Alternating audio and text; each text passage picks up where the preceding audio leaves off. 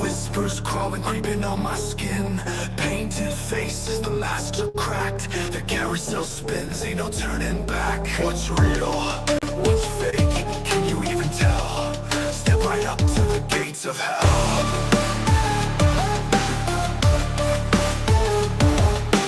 Round and round the madness flows. Where it stops, nobody knows. Carnival of chaos, welcome in. The freaks, the clowns, let the show begin. Mirrors shatter, reflections fight. Cotton candy clouds in a blood-red night. The tightrope snaps, the crowd just stares. A dance of danger, no one cares. Laughter echoes like a broken bell. A twisted tune, a wicked spell. Your heart beats ticking, time runs thin. In the carnival, no one wins. Round and round the madness flows. Where it stops, nobody knows. Carnival of chaos, welcome in. The freaks, the clowns, let the show begin.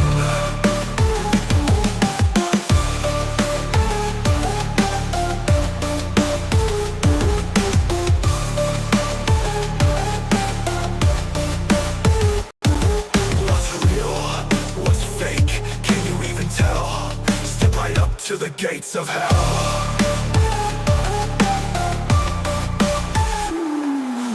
Round and round the madness flows.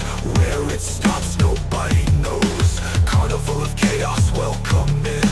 The freaks, the clowns, let the show begin.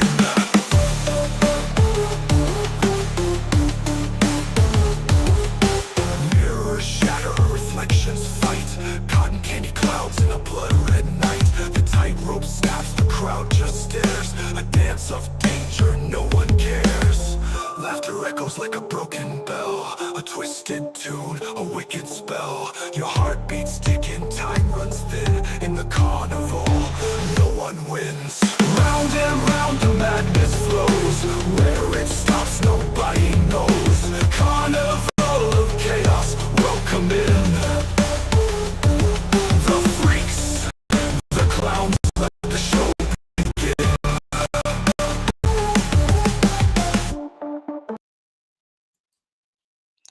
Hey, brother.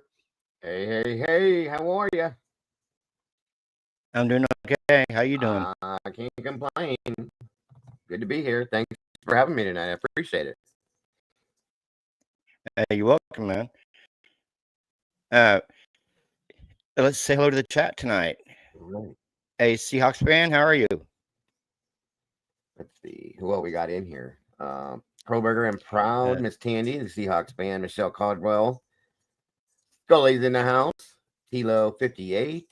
Jane Kendall, welcome back. Good to see you. Donna Salamander, hello and welcome. It's weird reading it from my side of things on being on somebody else's panel. Mikey's in the house for the last 24. Good to see you here. Good to have you. Thank you for joining us. Brady B is in the house. Good to see you, Brandy. Let's see. Diane Draper, that is Johnny Gobble's dead floozy mama. Good to see you in the house tonight. Thanks for joining us. Hey, Bianca, good you joined us tonight. Miss Bianca, the beautiful Miss Bianca's in the house, guys. Good to see you, Bianca. I think that's it. I think that's it so far. Okay. Hey. Well, guys, please make sure to hit that like button here for Robert and for myself, of course, and share this out. Let everybody know what's going on, please, and thank you. What we were talking about, backstage about the say the houses there on the corner of King Road are going to be turned into a Hindu temple. Yeah. So for those of you that didn't know, this is kind of interesting.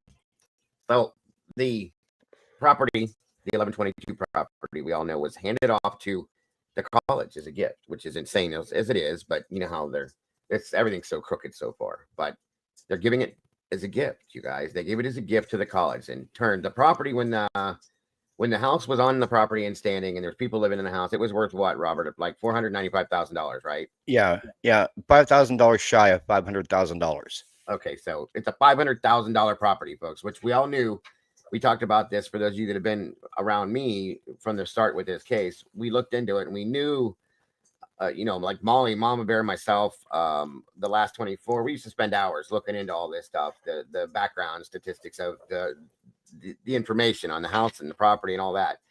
It was a very well, how can I say this? A very wanted property, very, very expensive, okay, per se. So when it was handed over to the college as a gift, I was kind of impressed with that because it was somebody's loss at trying to make some money. So whatever. And then Robert took the liberties of looking into all this stuff in the background with that Fizzy and was looking up all the landowners around the area, which we had done that 3 years ago as well. Like I said, Mike and Mama Bear, Molly, myself, just digging. Who owns what, who owns where, and what are they going to do? What did they do? So on and so forth. So when Robert brought this to me, I was like, Jesus Christ, a Hindu temple. But it initially, from what Robert explained to me and the way I understand this now, I was under the understanding they were going to put this temple on the way it looks now on the 1122 property. Now, if you guys remember, I had gotten, somebody sent me an email, Jesus, almost 3 years ago at this point now, and said, Dago, I'm pretty sure this is what's going to happen. And maybe this had something to do with it, maybe not, which I don't believe that these people were murdered because, I'm sorry, unalived. I'm not on my channel. I forgot, but unalived because of a property. But what I expected to happen, what I think I explained to you guys years ago, was what I thought was going to happen is they were going to buy up everything on that corner, including the 1122 property, rip everything out of there and put in student housing because that's what was told to me. So, okay, I could see that. That's definitely a moneymaker because you can imagine if you put in a small apartment complex there, like the Queen Apartments or something, that's going to have a great revenue, bring in a lot of money. So that's what I expected to happen. But in turn, Robert, what actually happened with the 1122 property? Was it they were trying to sell it off, right? Yeah, they were trying to sell it off. Who is Eagle Investment Group was wanting to buy it as part of the Hindu temple. Well, the college was wanting way more money than what the property was actually worth. So Eagle Investment Group went ahead and backed out of the deal. So the college now is going to turn the old property into a Zen garden. Which is what they claimed when they first got it. That's what they were going to do when it was gifted to them, was that they were going to turn it into a Zen garden, a healing garden, something like that. They said a healing garden, I believe, back then. And because they were probably, the college who was gifted this property was trying to sell it to, I believe at some point I was told, Robert, that there were multiple investment groups trying to look at this, but Eagle Investments is probably one of the biggest in this area. They own a lot of stuff. So it was kind of crazy to me. So anyway, at that point, Robert, you looked into more of this, and he tells me now, folks, and as I thought before, 1118 and 1112, which we all know 1112 is where all the video came from with the light bulb cam, and 1118 is the one that's right next to it. And I think 1118 was the house that with the girl that had the underwear problem and all that stuff before the murders had happened. I'm pretty sure that's the address. So anyway, those houses have been bought. Those are being taken out, and that's where the Hindu temple is going. Is that correct, Robert? Yes, that's correct. And I will show you real quick on Landglide. Yeah, this website that he uses is called Landglide, right, which I never heard of it before. He introduced me to it. It's pretty wild. Okay, what it shows. Yeah, here's the Eagle. Here's the 1122, which it says Board of Regents of the University. Right next door, here's Eagle Investment Group owns that, and it owns that. And if you see right there, it says Hindu Temple 1112 and 1118. And if you go over here to Google Maps, right there. So these two houses here, those are going to be torn out. What about this one here? I wonder. What, this one back here? Yeah, I wonder what that is. That's the on. Moy? Is that No, Thomas Moy? no. I'll go back to land glide to show you where the Moy's house is. Okay. That's the Moy's house right there. So then that's the house. That's Matt Moy lives in that house, but his father owns it, obviously. Okay. Yes. So they're not gonna sell that one off, obviously. That's pretty wild. Unless they do, unless they get offered enough, because I can't imagine that little plot right there is gonna be big enough for any kind of a temple when you have that property there, which is gonna be a healing garden still. And then you have the Moy household right back there. Where the hell is anybody gonna park, Robert? Yeah, I know. And yeah, here's the band field right here. Yeah, I went Right. back and there's the band field. Now, if you watch this right here real quick, Is that beer in your hand? Saeed, Yeah, I'm 21. You got the ID on you? I don't. Okay. I'll take it back to my apartment if you need. Okay. Sorry. No, they just took off. I told them to stop, but I'm not going to push it. Yeah, you got your ID on you? I don't. Okay. I'm going to grab your info just because you got beer and you're walking around with it. Exactly, Mike. Okay. Sorry. No, you're good. I live like right there. I'll take it back. now see where he points that way Yeah. is See, right there.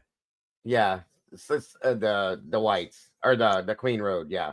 Yeah, Or and maybe if it was you the white. yeah, if you look at it using land glide, what's that say right there? That's his father, Saeed Amtul S. His daddy owns that whole place. That's why he lives there.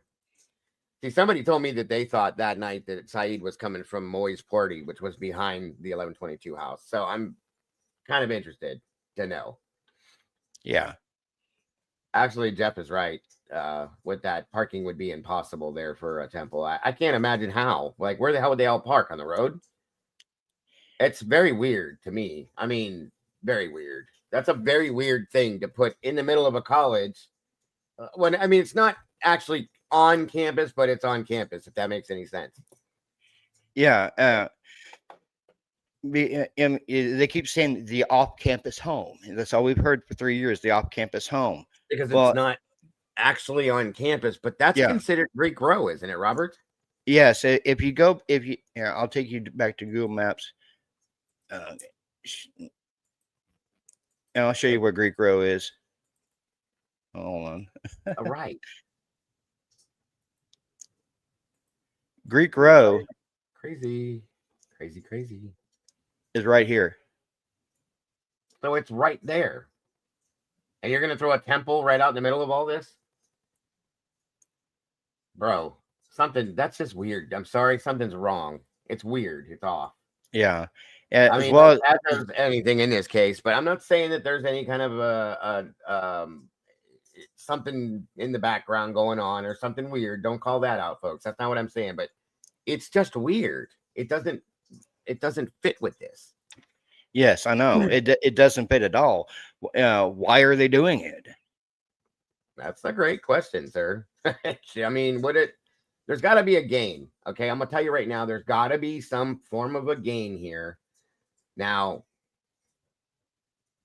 if Scott Green wasn't so greedy, they probably would have sold the 1122 and they would have used that entire property, which could have helped with the parking possibly, but not really.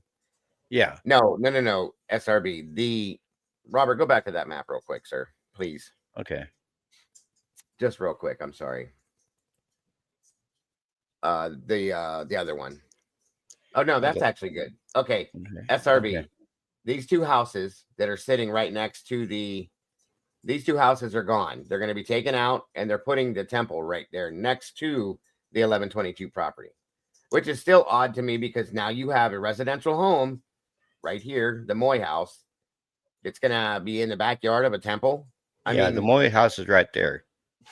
that's just odd. It's very, very weird. Yeah, I mean, what's even weirder? I mean, you're going to have a Hindu temple right here, but over here you're going to have the Zen garden. So, so that's even weirder because you're going to have a It's a temple healing- here and then the Zen garden here. I mean, I guess it kind of matches up. Being it's a healing garden is what they refer to it with the college. I think that's what Green called it at one point. But the point is that they had it up for sale. They were gonna sell it, folks, but they just didn't get enough for it. So he was gifted this property, a $500,000 property. He was gifted. They tore the house down, and then he turned around and he tried to sell it to Eagle Investments. Yeah, that's kind of shady in my opinion. I mean, don't you think somebody that the people that gifted this to them would look at this? They gifted it to him because he mentioned he would put a healing garden there, but in turn, the man puts it on the market to try to sell it. I mean, I'm just confused is all I'm saying. A Hindu temple, Swampside. Hindu temple. And if you give me one quick second here, let me show you guys something real fast. Bear with me, Robert. Okay. Hold on here. I mean, and what I'm about to show you is definitely not what's going to be there. Okay. But I'm just going to give you kind of an outlook on this is the largest Hindu temple in the world that I'm about to put up here. But just saying, this is kind of the ideal as to what they're going to be putting in some aspect per se. Robert, throw that up on screen real quick. It's backstage, bro. Okay. Well, I see it right there. Do you see it? Yeah, I was not letting me. It said before presenting. Okay, yeah, I got to remove this real quick. Yeah, sorry about that. Yeah, so that's the largest Hindu temple in the world. Obviously, they're not putting that on the 11 in that corner there, but it's going to be something along the lines of something styled like this per se, I'm guessing. And there'll be whatever the Hindu religion will be able to go there to worship. I think it's weird. And I have nothing against it. You ain't the only one that thinks it's weird. I don't have anything against this, guys. I'm not degrading by any means, but it's just in the middle of Greek Row, in the middle of the University of Idaho's off-campus housing area. They're dropping a temple. So I don't. That's what I'm saying, Rach. You don't like. I didn't know there would be a big Hindu community around like that, big enough to build their own temple. I mean, this is gorgeous, by the way. Yes, it's absolutely beautiful. But that would take up probably the entire that whole Corner. that whole area, that entire area to put something in like that. But I just wanted to show you guys what like the type of what it would kind of resemble per se. That's obviously nowhere near that big. Let me see if there's a smaller version of something. Here you go. Here you go. This is in New Jersey. 1 second here. This will probably be more along the lines of what they're going to be putting in. They put this in 1 minute if I can find it. Where'd it go? All right, this is a video. There you go, Robert. 1 minute. Again, I don't know that it'll be this big either because it's such a small piece of property. Now this is going to have audio too, so here we go. 1 minute. This is in New Jersey. They put this in, so hang on.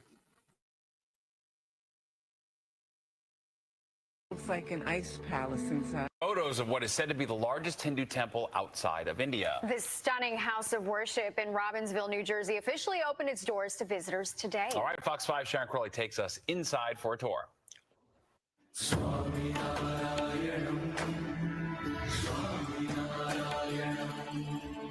One of the largest Hindu temples outside of India just opened to the public in central New Jersey.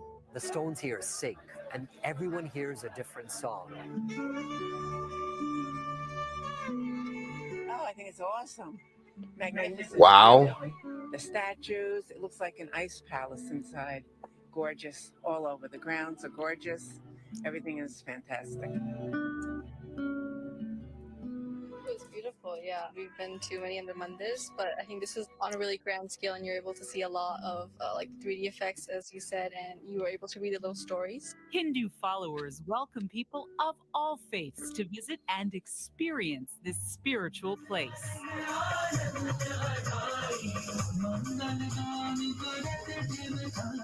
Hindus believe in a circular notion of time. It's not very linear. There isn't a final day or a judgment day.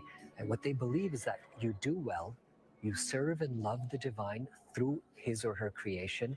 And if you do that right, you get a little bit closer to the divine. The Great Mandir is a massive marble stone structure sitting on 126 acres in Robbinsville, Mercer County. It took 12 years to build, thanks to the help of 12,000 volunteers like Pooja Patel. A lot of people are leaving so speechless after their experience. A lot of them haven't visited India before, but they feel like they're in India after coming here to the BAPS Swaminarayan Akshardham. Selfless service and devotion are core beliefs of followers of the Hindu faith. Volunteer Verinda Tucker remembers when this was just an empty lot. What I thought it meant to me back then, it's just infinitely more now. Like now I can bring my daughter here and I can teach her about her culture. This isn't something that I had when I was growing up. It was difficult for my parents, and I love that I'm able to do that for my daughter. The temple is made of hand-carved stones, shipped 8,000 miles from India to New Jersey. The location of this temple was given a lot of consideration. It's about halfway between Northern Virginia and Massachusetts, where about 35% of the Hindu American population lives.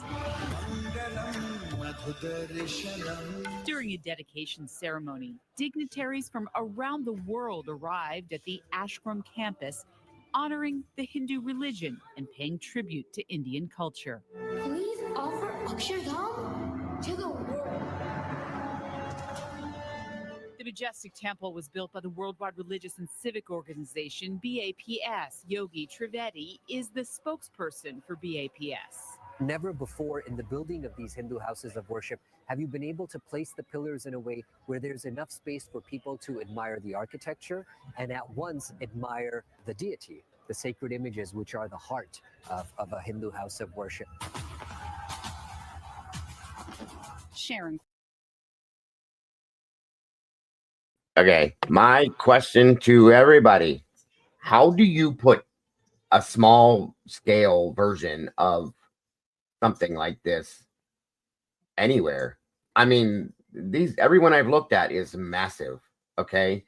And you're gonna put this on this little corner lot. And like Jeff said, where the hell are you gonna park? I mean, yeah, exactly. This is so weird. This is so weird, dude. This is weird. Yeah, the only thing I can think of is a cash cow for the university. I mean, yeah, but how? How is it gonna? Oh my God, I don't understand. Everything that surrounds this case is absolutely, positively insane. Here's one more thing. I don't even think there is a. I'm looking around, you guys, all over the place, trying to find a small, like, version of this. It's not working. I mean, unless it's gonna be like built as a tiny little, like, miniature version of something like this. Yeah, Swampside Chick says it will say "Go Vandals." That's what I mean. I mean, Jesus God, this is insane. What are you talking about here, Kim? And did Doug Wilson recruit the cult that took over the town? Oh, there's another question. Thank you for bringing up Mr. Wilson, Kim. Lucy says, "Leave Doug alone." Lucy loves her some Doug, that's for sure. So, how's Doug going to react to this, you guys? That's my next question. Yeah, that is a good question. How is he going to react to this? Because this Christ Church there in Moscow is like a little mini cult. It sure as hell is. So again, okay, so this might be, let's see. This is the smallest thing I could find, you guys. This is absolutely insanely stupid, ridiculous. if this is what they're talking about, I don't understand what the hell they're doing. This is the smallest thing I could find. Hold on a minute here. Okay. if this is it, like what are we doing here? This is Now, the smallest. where I live out here in Wichita, we do have Hindu temples about that size. About this size? Yes. Okay, so it's a walk-in worship situation where you can they'll probably have things on the inside small like this, small scale that they could go in and view and do a small worship session and leave. But I mean, that would be the only thing that would make any sense to me whatsoever. Yeah, because the Hindu temples we have here that's about that size, they have walls around them and they have gates on each side. Like you have a gate on the east side and a gate on the west side. Right. That's what that looks like, Mikey, is like a giant porta potty. It's kind of sad, but Jesus Christ. Guys, I don't even know. Like SRB said, I'm at a loss. I almost was speechless at this when he brought this to me, and I went, what are you doing? It's still, yeah, it's a strange place to put it, you guys. Yeah. Here's my biggest question, Robert. Yeah. Everybody in the chat, what the hell can the university gain from this? Because we know that they don't do anything that there's no gain from. Okay. That's a very good question. Truly.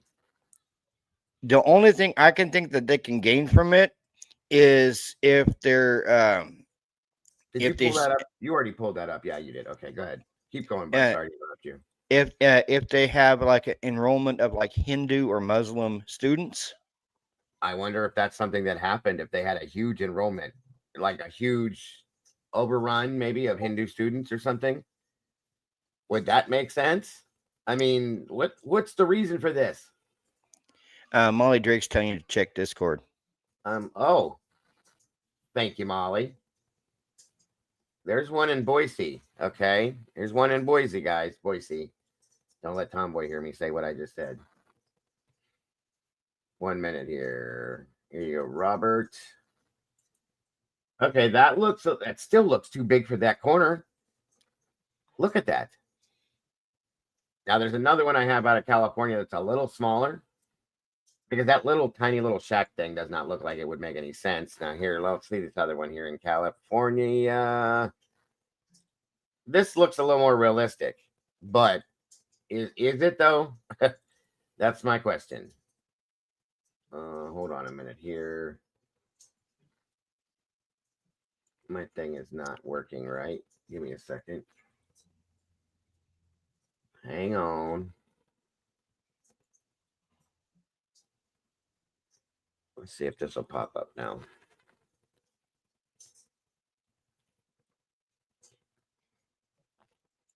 Is it going to load or not? Hold on, Robert. It's not loading right. 1 second.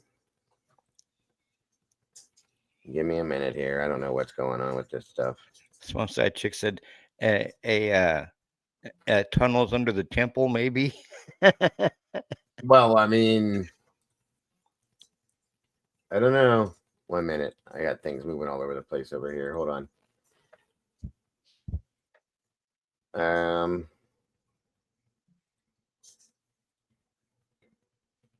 Yeah, this is probably the more realistic of everything we've looked at. Go ahead and throw that up, bud. And still, that seems kind of large for that corner still. Yeah. Let's compare this to this right over here. Yeah. Look. I mean, no. I mean, maybe a half of what we just looked at. It can't be very big, and you're going to have room for people to be inside of it. And like Jeff said, again, parking, I don't get it. Well, couldn't they park like alongside Queen Road and King Road like they had been doing? Yeah, but that's going to be, can you imagine if like they have an influx of people that show up to this? Like you're not going to be able to move there. The parking, the whole road's going to be covered. Yeah, and it might piss off the sororities too. And the fraternities. And the fraternities. I mean, Sigma Chi is right there on the other side of the band field. How's this going to go? That's my question. How is this going to go? Welcome, Paula. Yeah, because if you look at it, you have You have over here. You have Alpha Gamma Rho, Beta Phi. You have Sigma Chi. You have Alpha Gamma Delta, Alpha Kappa Lambda, and then over here, the farmhouse fraternity, which you and I were talking about backstage. Yep. This is weird, folks. I'm just going to tell you straight out of the gate, this is some strange shit. And what I want to understand is the gain for the university, because everybody knows Scott's not going to do nothing without some kind of gain for them. Okay. And that's what I'm talking about. Kind of gain for them. I don't get it. Sorry. I don't get it. Skomachai says, I wonder if the property desks went down in the surrounding houses. I'm wondering if anyone looked into that. If the property value dropped? Yeah. That is a good question, Scully. I mean, think about it. It could have. But you're going to surround, you're going to put a worshiping temple for a religious sect right here on a corner. Okay. Mm-hmm. And you're going to have that surrounded by all these party houses that are still partying. Okay. You have the Moy house, they party there. All these other houses that are around this. The Queen apartments are right there. And you have the Whites over here in the front to the right. And they're going to continue living their lives as college students. And you have a religious based situation right on the corner. Does anybody feel uncomfortable with this? I feel uncomfortable all the way around. Yeah, this stupid ass shit. It's definitely it's definitely weird. And I got to tell you, I'm a little irritated with the fact that this was gifted to the college. And the college is the college put it on the market, of course, trying to make some kind of an income off of it. And I bet you if the right price comes flying, that 1122 is going to go too.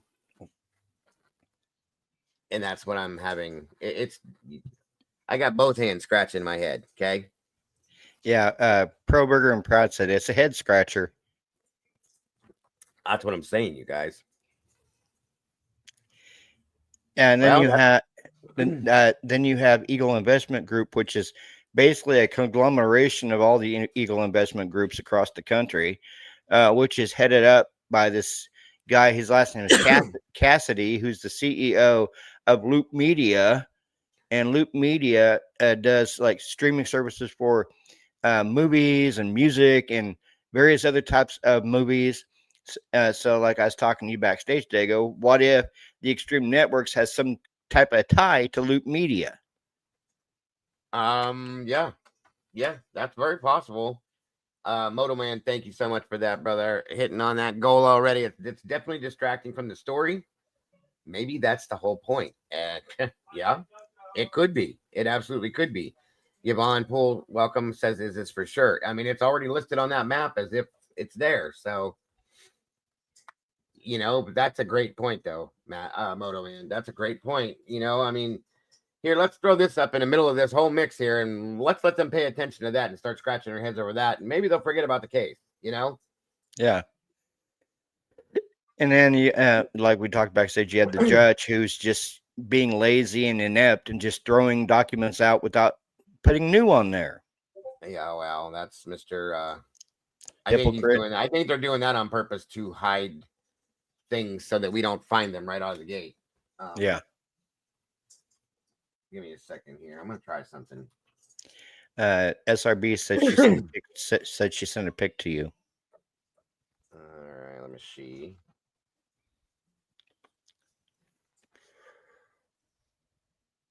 Oh, shit. Yep, it's there. It is there, guys. It's there. Period. Here, look. Google Maps already has this listed. There you go, Robert. Check that out, y'all. Look, there's the property. There it is. It's already marked Hindu Temple. And it's only on this one so far. So I pray to God they're going to. You said 1112 and 1118. This is 1112. That's 1118. So, Jesus. This is so weird. But yeah, there it is. It's already on Google Maps. There's no memorial put up yet, Moto Man. That's gonna be they still have this listed as if the 1122 is gonna be the healing garden. That's true. Lucy's got a good point. Guys, they could probably take that house, gut it, and do a little bit of something to it, and that could be the temple itself without tearing it down. Think about that. Yeah, she said, remember when it was labeled Wawai Park once? Yeah. So think about that. They could go inside that house and do some remodeling and do something on the outside of it and put a marker on it and call it a Hindu temple. That makes perfect sense too. They would even have to tear that down. True. That is nuts. Absolutely crazy. Molly Drick says, religious site, especially a temple of a faith that the victims did not practice without any apparent connection to the victims or the families can be seen as disrespect. I mean, yeah. Considering that they said that they're putting that. Oh, okay. So Fizzy sent me something that said apparently this is happening a lot. The listing of a Hindu temple in Moscow, Idaho on Google Maps is very likely an error for an instance of user-generated misinformation rather than an actual physical temple. Oh, really? Google Maps allows users to add missing places or suggest edits. Sometimes users submit incorrect information either by mistake or as a prank. These erroneous listings might stay on the map until they are reported and verified as false by Google. Mislabeled private residences. So somebody could have messed around with this, and this isn't even like truly happening. But then how do you explain Landglide? Landglide's not connected with Google. But Landglide may have gotten it from Google. But here's the thing, though. But you said that 1112 and 1118, there's an article reading that those were sold, right? Yes. Okay, so if those were sold, they're doing something with those. That's pretty wild. Thank you, Fizzy. That's wild. Fizzy says she sent you another pic. Okay. Wait a minute. Okay, so she says it's not showing on hers. Did you pull yours up through Google Maps, Fizzy? Yeah, it's not. It's not showing on hers. That's weird. Oh, somebody has access to stuff they shouldn't, maybe. Pull that up, Robert. Huh? You can pull that up right there real quick. That's the one Fizzy sent me there. The other one is right here. That's the same place, and it doesn't say anything on this one. This is crazy. More distractions. Yeah, that's a good point, guys. We're talking about stuff that we've found and that we see now. There's nothing that we have a verification on as of yet, but we don't know everything. It's just a very interesting point that it's even there. You know what I mean? Like Robert said, he was going through all this stuff, looking at different things on landowners and property owners and stuff like that, and boom, there it was. I mean, it's still crazy that it even happened. If somebody pranked it or any of that stuff, it's still wild. Yeah, Busy Cake says, I'm just looking at discrepancies. Discrepancies, right. Absolutely. Absolutely.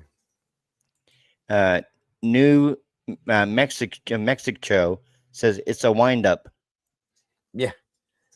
New Mexico 444. Yeah, that makes sense. It feels like we're being distracted yet again. Bingo. They know that we look at all this stuff. And again, like Moto said, it's probably in some form or another some form of distraction. It just doesn't make sense. That's why. It just wouldn't make sense to do that. But like Lucy said, guys, they could go into they could sell this off, go into this house and gut it, redecorate the inside of it, decorate the outside of it with whatever, and say, hey, this is a Hindu temple, and come in. It doesn't have to be any specific building for it to be that. It doesn't have to be built out of marble. I stand firm in saying that they are testing the Mandela effect in real time. I can't argue with you, Fizzy. I can't argue with you at all. No, I agree with you, Fizzy. Y'all, I'm going to say it again real quick. For those in the back, let's see how many people follow behind me. I hate this case. Truly and honestly, I hate this case. I mean, yeah, don't get me wrong. I hate this case too.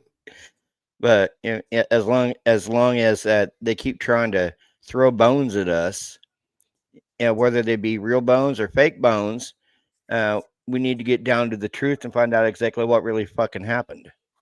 Oh yeah, absolutely. And Westerly Wonder. I wonder, Douglas Wilson. You know, it makes me wonder. I'd love to hear what Doug Wilson would have to say about something along the lines of that.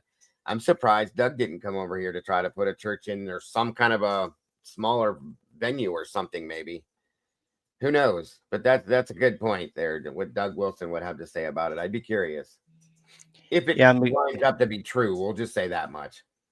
Yeah, because doesn't Doug Wilson claim he owns half the damn town? Yes, he does. He probably does. Ask Lucy. She knows Doug well. Let me see here. Sorry, guys. Hey, Beth Wagner, how you doing tonight?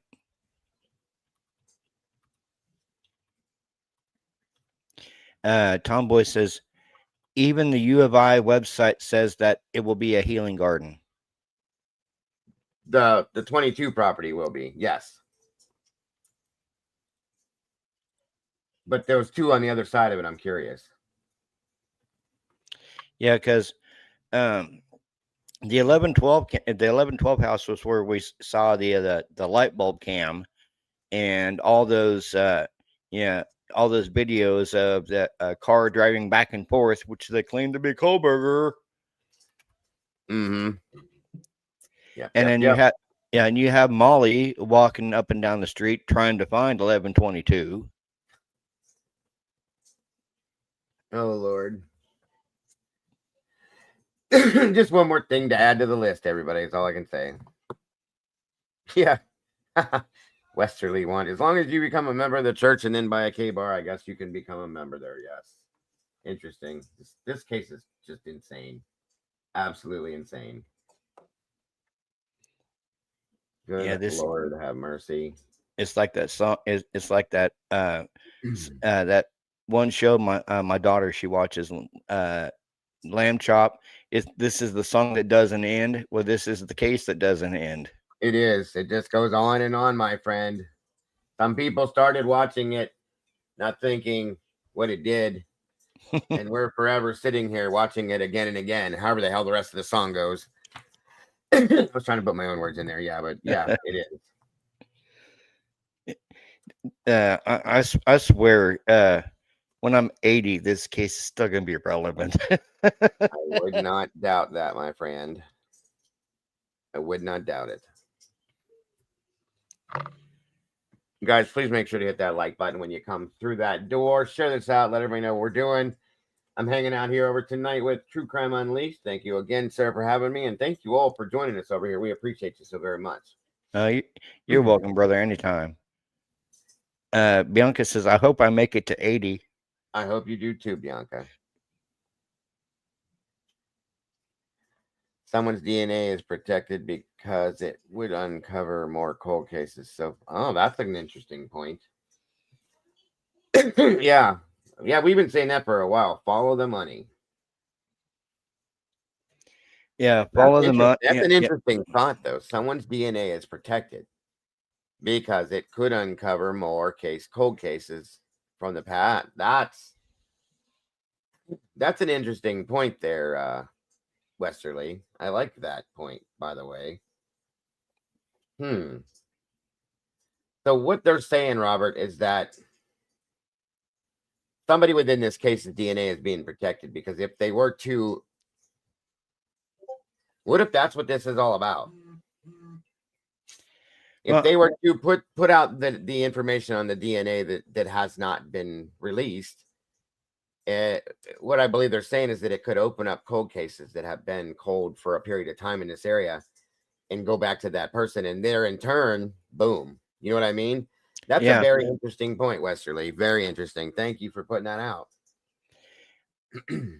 I mean, yeah, I've never thought of that. we both, we both know that there's DNA being protected, because I mean, if you look at it, they were trailing what 11 different suspects before they 11, subjects, but yes, subject. They didn't list them as suspects, but that they're persons of interest, which is subject, And then all of a sudden they got tunnel vision on Brian.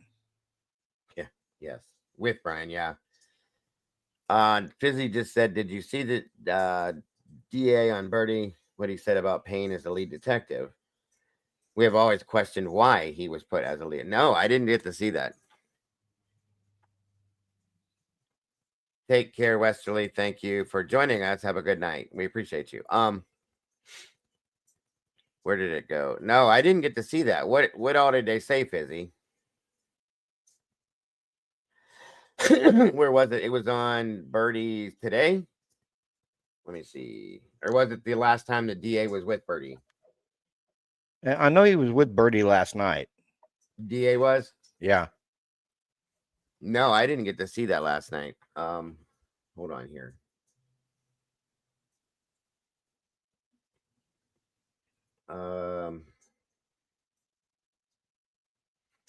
Give me 1 second, you guys. Let me see. Show. 1 minute.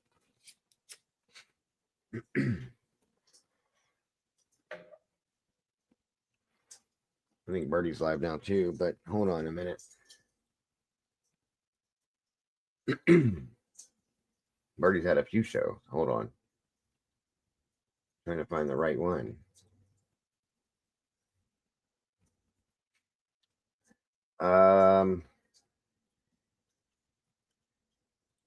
Just a minute.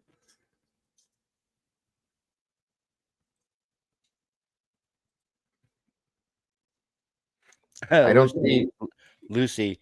Tomboy Charm. We are not in Kansas anymore. Yeah. Was it earlier today or was it? Oh, okay. Fizzy's gonna find it. That's fine. Thank you, Fizz. I'm curious now. Wow. Something new every day, you guys. Something crazy and new every single day. I think that's why we wake up and think about this damn case every day. Kim said there's a redacted suspect above Brian's name on forensic docs. I think that's the guy that they were following around, Kim. In my opinion, of course, but hey, Miss Potts is in the house.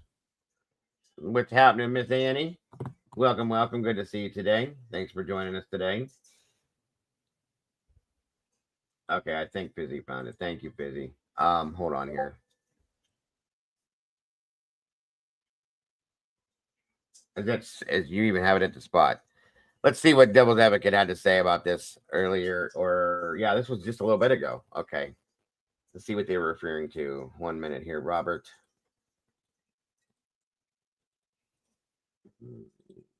Okay. Do you have it at the timestamp exactly, Fizzy? Okay, here we go, guys. Let's see what Mr. Lee from Devil's Advocate had to say. I hope you're having an amazing night too, Miss Annie. Thank you for joining us. Extremely hard or called out for any contradictions. And I'm curious, like, what is the simplest answer? I don't know. Is it like part of me in my head goes, she's she's got immunity, or she's right talking. I don't know. Well, She's again, protected. playing devil's advocates. This is the thing. I think I've asked you this once before, and I told you don't need to answer. It's a rhetorical question. But what if it really was a federal investigation? What if they were really watching drugs in the area? What if they know something happened that has national security implications, drugs that are running across the border, for example, into Moscow, Idaho, and they're looking to catch a much bigger fish? Would it be impossible to say, we need to keep this investigation intact and not blow our confidential informants and all this stuff that we've been working on for decades because of something that happened? So we're just going to tell Dylan, look, you need to say certain things. You're okay. You're not going to be in trouble. Just say this. We've got your back. Maybe they even tell her it's never going to go to trial. You don't need to worry about it. This is never going to go to trial. Can you get somebody to play along with it? Because again, what if it has national security implications and they just literally say, look, all you need to do is just say certain things and lay low, shut your mouth, and we'll take care of the rest. I don't know. Well, and dude, this is where there is the reality of this like spider web of verbiage used in the Idaho 4. You have the sweeping gag orders. You have Josh Hurwitz. You have national security. You have what we're watching with Dylan and Bethany play out with this, eyewitness testimony.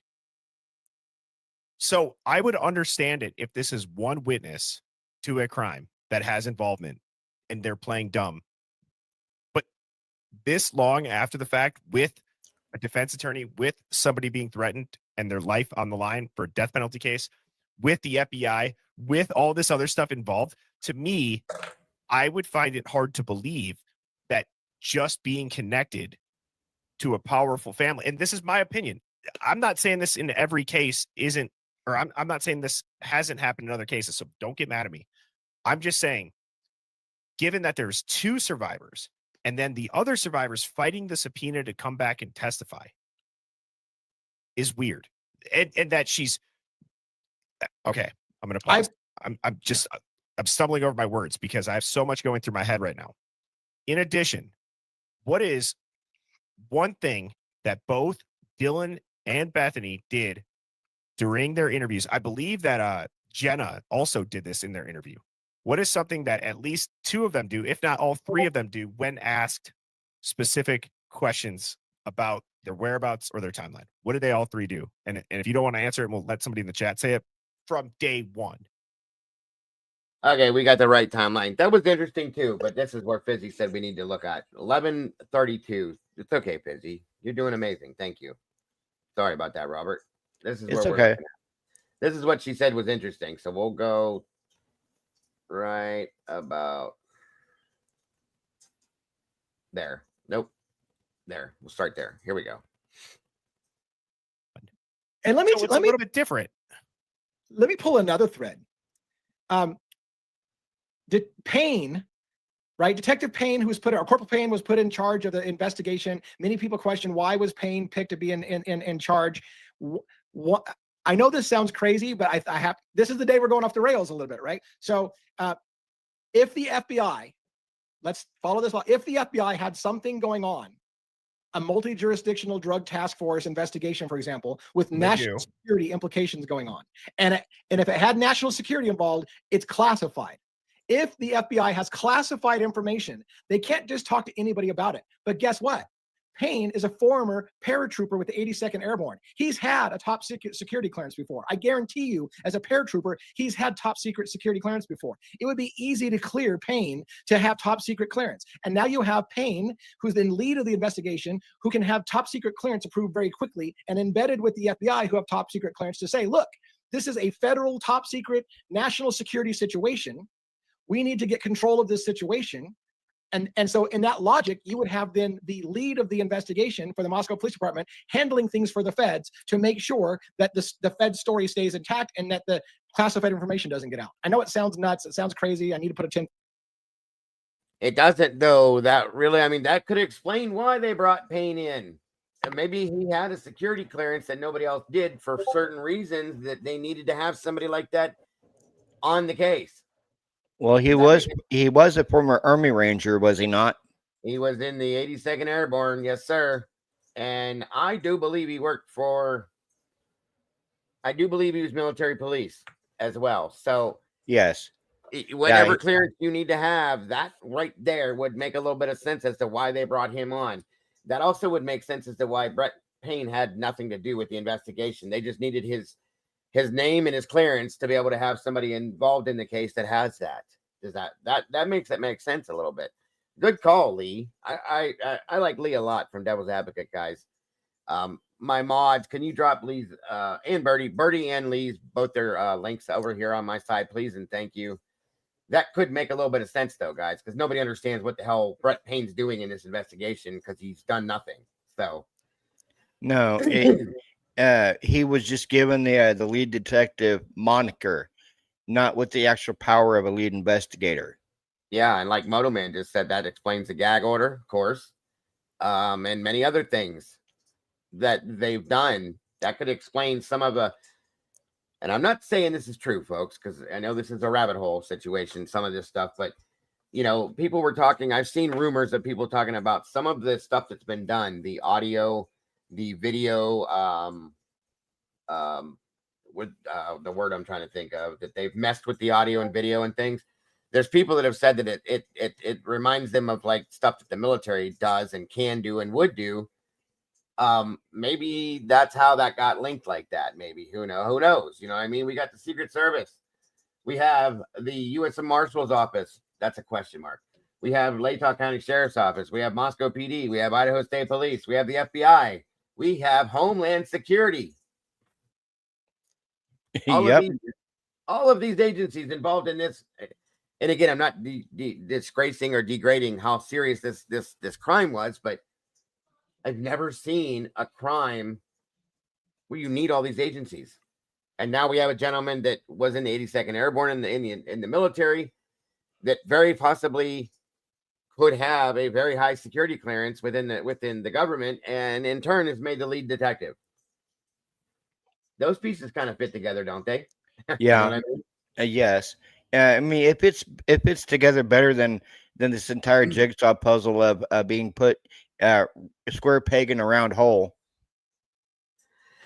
Yep. Yep. Absolute. Wait a minute. What do we got going on here? Something was just sent to me. Walking Yantonka told you guys from months ago this case is encrypted using standard military encryption techniques. And Motomax says we have many hands in the cookie jar.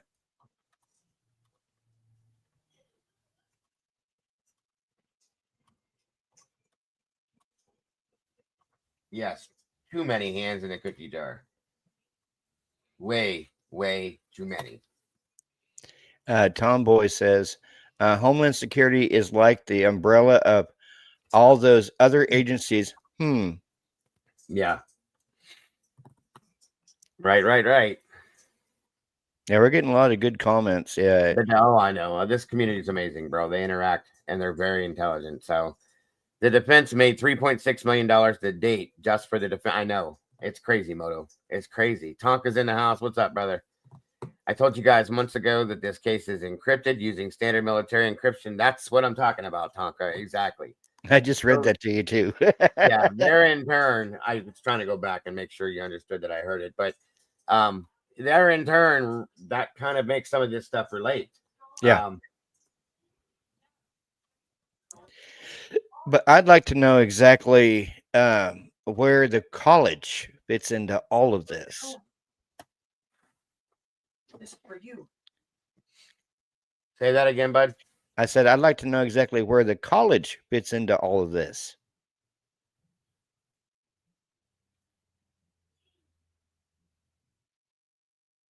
Yes, Tandy, exactly. We have too much butter and not enough bread. Absolutely. Because we all know that the college fits into this somehow. Whether it be money greasing the wheels, or the MPD protecting the college somehow. because from day one it was always the off-campus home, and just like the sororities that Maddie that Maddie, Kaylee, Xana, and Ethan belong to. They did this remembrance tree. At first, it was in honor of the Maddie, Kaylee, Xana, and Ethan, and then around Christmas time, please come put an ornament on the tree for those that we have lost.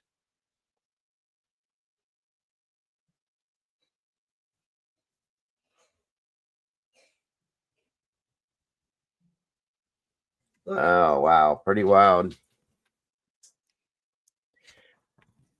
Both WSU and U of I are part of the continuity of government program that makes anything that happens a matter of national security. Is Annie Ruler in here by chance? Does anybody see her? No, I haven't seen Annie Ruler. Okay, well, I just wanted to tell her thank you, if she was. She sent me, off of my wish list thing that I had, the whiteboard that I've been hoping to get for my birthday. It came just now in this gigantor box. So thank you, Annie, if you're in here, if you can hear me. God bless, hon, and I very much we appreciate it so much. Very cool. Yeah. Modem Man Max says you can't leave the door open because I'm just gonna walk right in. And speaking of the door, brother, just about everyone in that neighborhood knew the combination for that front door,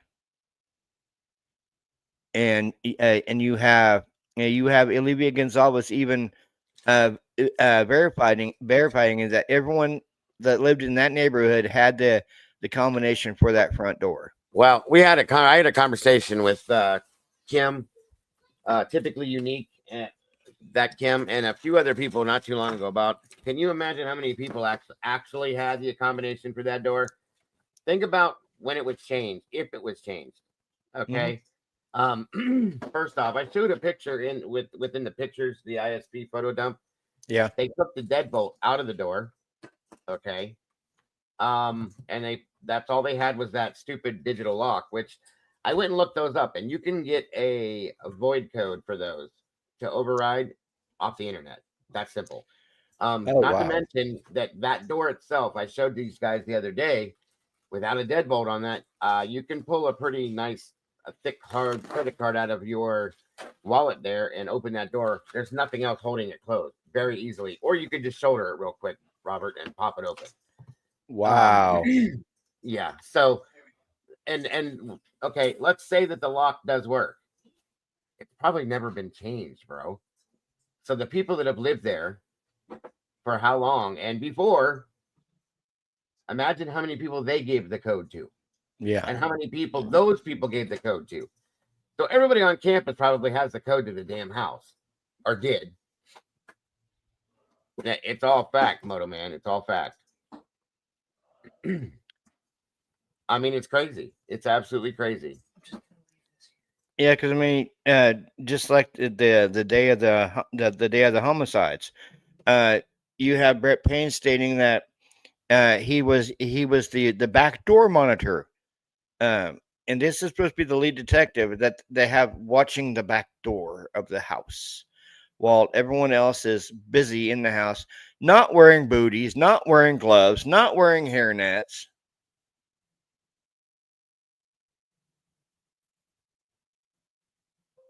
Yeah, there was no protection taken whatsoever with the steam. That's a fact. Not at all. Becky, scratch it up there. What's up, Becky? Good to see you. Nothing. 100%. 100%. Very cool stuff. I mean, it's just all insane, brother. It's all insane. That's why I'm like, I hate this case, but I want to see actual justice, not what we fucking got.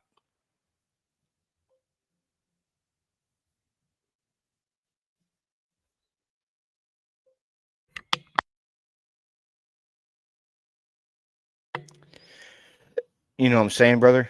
No, absolutely. Sorry, my son was moving this gigantic box around and trying to put things in places so that I could have room to move in here because it was a big box. So yes, I do absolutely understand, Robert. Wholeheartedly, bro. Absolutely. And I agree fully with you too. It is a disaster. A disaster.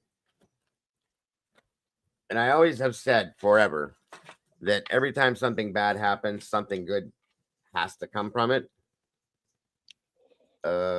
I'm waiting. Do you know what I mean? Yeah. I'm waiting.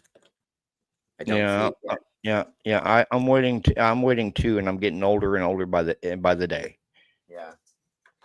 Yes, I just turned. Let's see if it. I was 48 years old when this case started. I'm 51.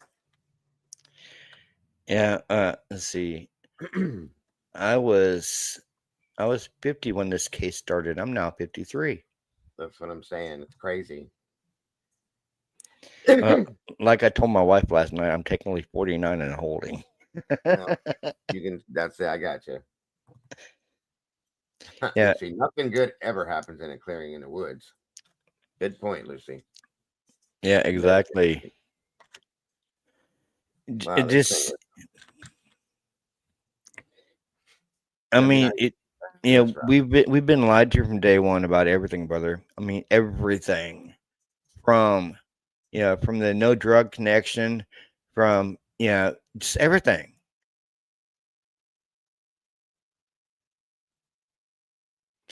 Yes, Twizzle, sir. Twizzle stick, Lucy. What I miss? Nothing of severe importance, Twiz. Just crazy.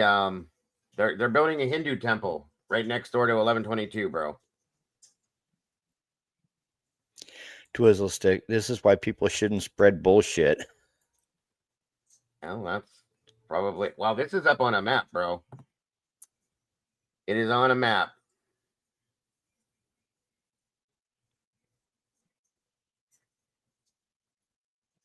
Yeah. John Butterfield said, "I just turned 53 on 11/11." Oh, that's wild. Like 11. Based on the way that pull the map back up real quick there, Robert. Or do you have the one that had? No, I have one here. Hold on, I'll pull this one up real quick. It's got the that one. No, the one that actually has it written on it now. I have it. Molly sent it to me right here. Yeah. Yep. 1 second here.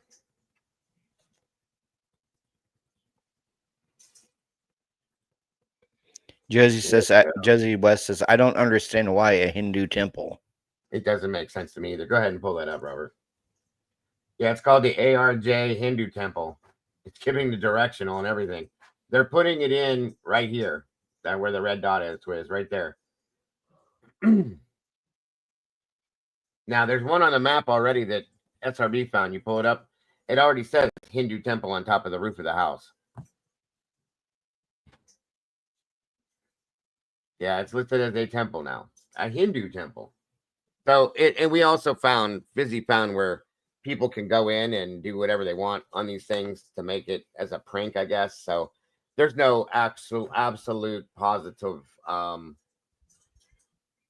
guess, fact proving it at this point, but it's still ridiculous in my opinion. Brother, everything in this case is freaking ridiculous. Yeah. Imagine if it got changed to Jack in the Box instead of a temple. This is insane, guys. This is so fucking insane. I swear to God. No, brother, I swear they want us to go down all these different rabbit holes to deflect on what's really going on. Of course. 8120 and 1122 will never be Wawawi Park. I can never say that right. I think I said it right, but whatever. Is that how you say it, Twiz? Wawawi? I think it's Wawai or something like that. I thought it was 3, but either way, Wawawi Park. I could never say it right.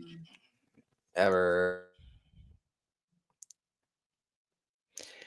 Twizzle Stick says, "I'll start a petition."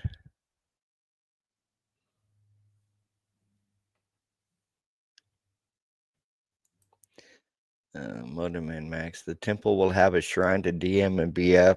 They will be portrayed in a picture of the Last Supper.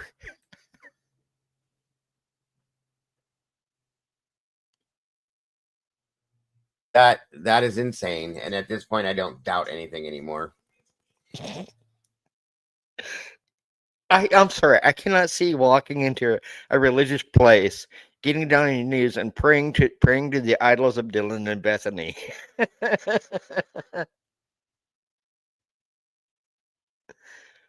That would be sacrilege. You're muted, brother. I promise you, there's people that would. Yeah, I don't trust this either, Yvonne. I mean, at this point now, knowing that you can do that and you can change these things or something, I don't trust it at all. I mean, where would we look to find out for sure if this is real? But you pulled this up on a different map altogether, didn't you, Robert? What was that? Yes, called at Land Glide. Land Glide. Yes. All right, and it shows. Pull that back up real quick, if you don't mind, sir. Because this shows the owners of all the properties surrounding. It shows the temple on there too. It shows, people like Kane Francis, what he owns. Saeed's dad, the properties that he owns. It shows that the Board of Regents of the University of Idaho owns the 1122 property. Eagle Investments now owns those two houses, 1118 and 1112, right there. They also own 1126. Eagle Investment does, and if you look at this over here, Eagle Investment Group owns this over here, whatever this is over here is, and then back here you have the Moy house, which is owned by Thomas Moy. So that's all right. Like that's where Matt Moy lives and all that shit. So we know that's all correct. They're not showing the Hindu, or they're still showing the Hindu temple on here though, right? Yes, right here. Yeah. It's underneath the Eagle Investment LLC name right there. It says Hindu Temple. So would they be able to? Land Glide is a Google product. Okay, see, there we go. God, I love you, Lucy. I swear to God, I wouldn't know. I did not know that. That she knows all this shit, guys. There's a Hindu temple near the Catholic Church off of Paradise. Jesus Christ, are you serious? There's another one. Thank you, Westerly. That's insane. See the top corner? Yep, that's a Google icon right there. I see it. Look up in the top left corner, Robert. That's Google. Okay. If it's Google, it's not secure. Probably. Good point. Very good point. So there again, that's the map that we found that on. Actually Robert found that on there, and then it shows all the other stuff, which seems to be correct. So who knows? Kind of like Wikipedia, yeah. I just don't know what to think. Here's my biggest issue. You read an article that told you that the university had this property up for sale, and that Eagle Investments didn't, or that they were the university or Mr. Green, whoever's in charge of it, was wanting too much for it. So Eagle passed on the sale of it. So that's my other issue, is that it was even up for sale. But yeah, because you're gifted a $500,000, or almost, I should say, almost a $500,000 home, $495,000, $5,000 less than being $500,000. You're gifted this $500,000 home, and you tear it down because you want collective healing for the community, and you let the lot set and set and set and set, and at the same time, I also found out Cottonwood Investments is that's the other one. Yeah, there you go. Yeah, Cottonwood is just another shell corporation for Eagle Investments. So it's one of their other LLCs, right? Yes. Okay. And so you had into their hands first, and then it went into the other. Yes. And the people that own Cottonwood live in California, and the people that own Eagle Investments live in California. Okay, that's where the business is. Gotcha. Yeah. What's up, Bougie? Lucy, what do you think this is in all your amazing eminence of not knowing shit that you say you don't know? Just asking real quick here.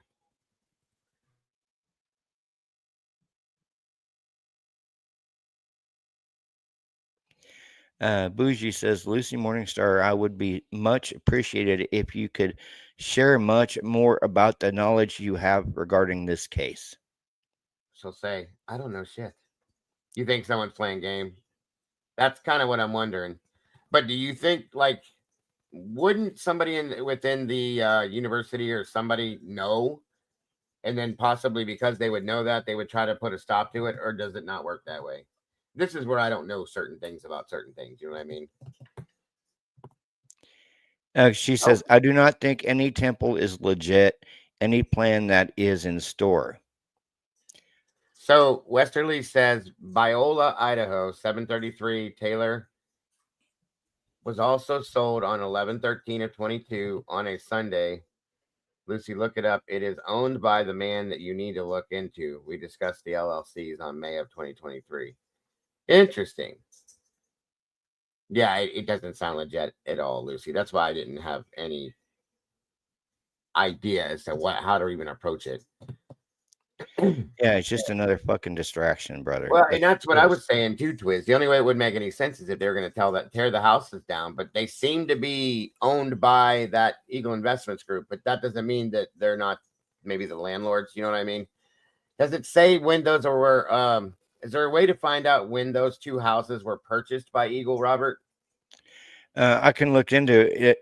Westerly Wander said, 733 Taylor is the lodge that was sold on 11/13/2022. Dylan spoke of the lodge in her interviews. Yes, she did. But I thought that meant Westerly, that lodge. I thought that was part of the Sigma Chi. When she said the lodge, I thought that's like that one part of the Sigma Chi where they did the parties and stuff at. If that's not true, then that's really interesting what you just said, because that's what I thought she was referring to was during the lodge within Sigma Chi. And they called it the lodge party. That's what I thought that was. But if it's not, it's good to know that it's something completely different. The last 24 on the mic says property appraiser website. That's a good point, Mike. We have to look at. Yeah, that's what I thought too. It was Sigma Chi. And that's the common area within Sigma Chi. Okay. Interesting. This is why we love you guys. You're all so very smart. Yep. Why haven't we heard from Cy? Because none of his stuff has been unsealed yet, in my opinion. Because I know for a while he had that YouTube channel, but I haven't seen anything posted on it in a long while. Yeah, right. Well, he's doing teaching right now. That's probably why. Westerly said 733 is Eagle Investments 2. Let me get you the name of the owner that I have all the county docs of the lot. Oh, thank you. That's very interesting. Very interesting. Much appreciated, Westerly. Bianca says, great show, Robert and Dago. Thank you so much, Bianca. We love you, dear. Yeah, I love me Very some much Bianca. appreciated. 733 Taylor, aka Eagle, is also affiliated to a property on Ridge Road. All facts. Damn. I've heard that Eagle has a lot, that Eagle Investments owns a lot within this community. A lot. It sounds just like a gigantic money laundering ring.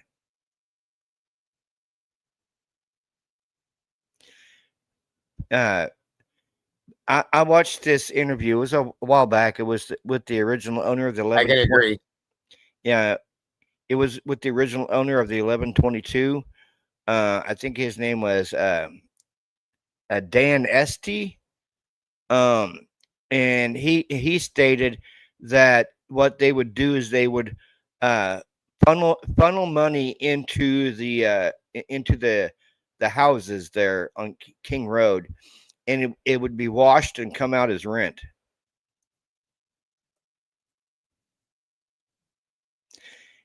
And after these murders, didn't the original owners of King Road walk around the neighborhood and tell the residents not to talk to police? That was something I heard. Is that true? I'm not 100% sure, sir. I don't know. Well, what are your thoughts on the money laundering? I could say Bianca was here. I don't know if she still is, but she was. I would believe that. Listen, dude, I told you before, just like when me and Bertie were talking about it. Yeah. Outcast and I have talked about it. The custody queens and I will believe anything that you present to me in this case, short of aliens landing in Mansfield and committing some crime that way. And that one I would even look at maybe for a second. I'll just say. Yeah, Bianca says I'm in both Roberts and Dago's chat. Wow, thank you, Miss Bianca. It's wonderful having you here, dear. Guys, please make sure if you're just popping in here to hit the like button. If you have the ability, hit it on True Crime Unleashed, Robert's side and mine as well if you can. Share this out, let everybody know what we're doing in here. Ilaverio, thank you so much, guys, and thank you all of you for the birthday wishes. It was 2 days ago. I had a wonderful day. I spent half of it here with all of you and the other half with my beautiful family out here. So I got to spend it with all of my family. The whole day was amazing and wonderful, and thank you all so very much for making it that way. God bless each one of you guys. Oh, and I delivered a birthday gift to you that night. Your Browns beat the Raiders. A team that I absolutely hate. Aliens is the only theory I'm not open to. Well, I mean, at this point, Rach, why not? I'm just saying. I'm just kidding. Yeah, I mean, just like that alcohol ban stop, brother. Yeah, you have the three that were stopped, and they were. They said the reason why they didn't stop it, they thought the cops were fake people. Yeah, right. Yes, we didn't know if you guys were real. What are you talking about?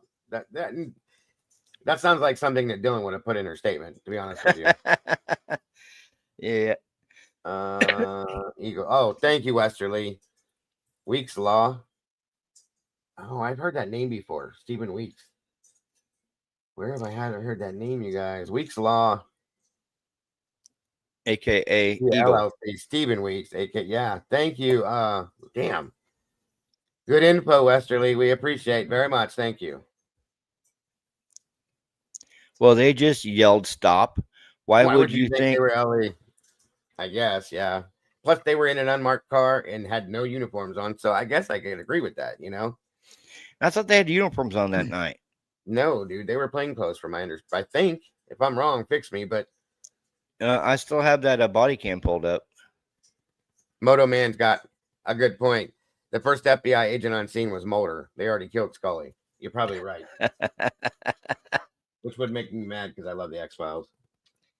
Yeah, so do I. You're doing great, Bianca. You don't have to. You can hang out one or the other. They were plain clothes. I thought they were. Yeah. They were running a special.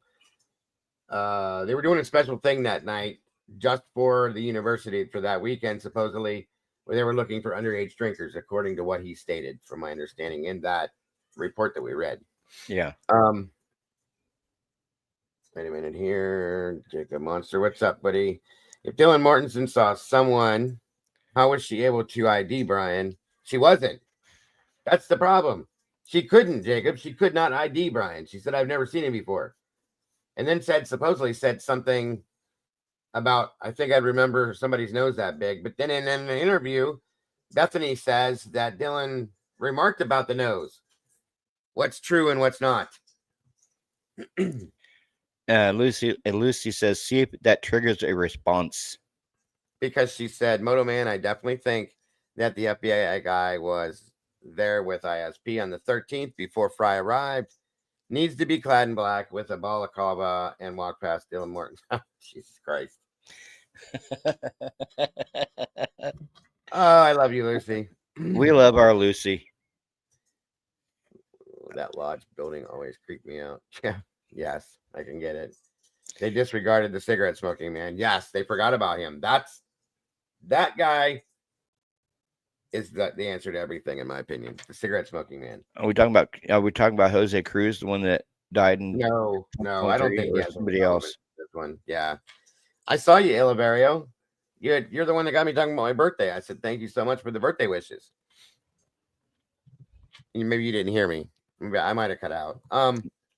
Hey, Gen 7 says, oh, I see you, Adrian. Okay. The night before, she had a dream about a woman with a big nose with a mask, but in the dream, the woman was nice.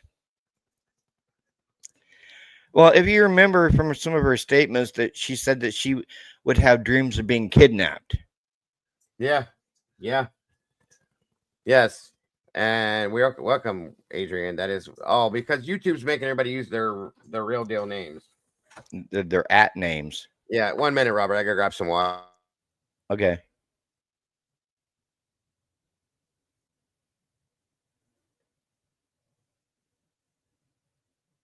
Yeah, SRB, I know I hate the stupid name change too.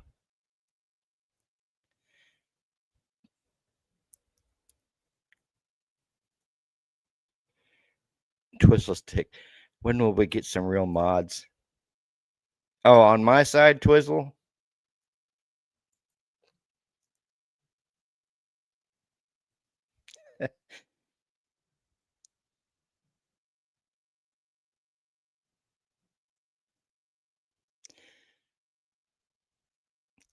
Oh, don't make fun of Beyonce, Twiz.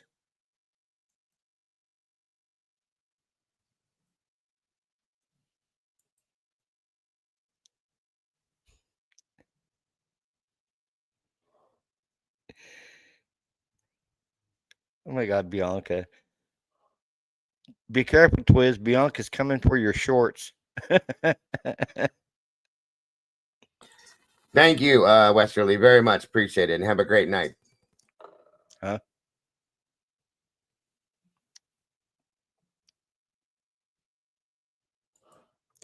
Hey.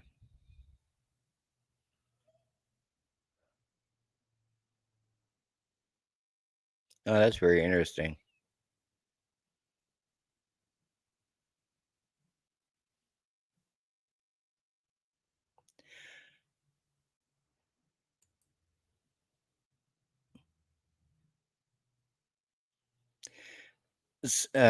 Yeah, I've got freaking Twiz and Bianca play fighting in my chat.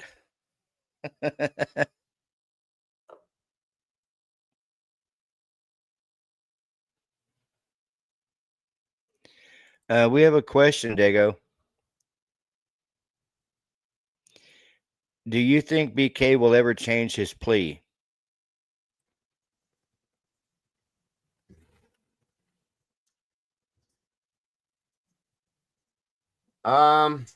Will he change the plea or will he file some form of an appeal? Now, if I don't know, the appeal would automatically change the plea, but I think something's going to happen. I can't give a good direct answer as to the plea change thing, Beth, because I don't know. I don't know how that would work, but I think something's going to happen. We've had things thrown at us recently where people said by Christmas that he's going to file a habeas corpus. I don't know. None of that I don't know, but I would hope that within the next 2 years that something's done. Just because I want to see a trial of some form, I do. I don't think he can, like, I don't know what the law is with that. I'm gonna have to look that up. If he can actually change his plea, or if it has to be in the form of like the appeal version of something.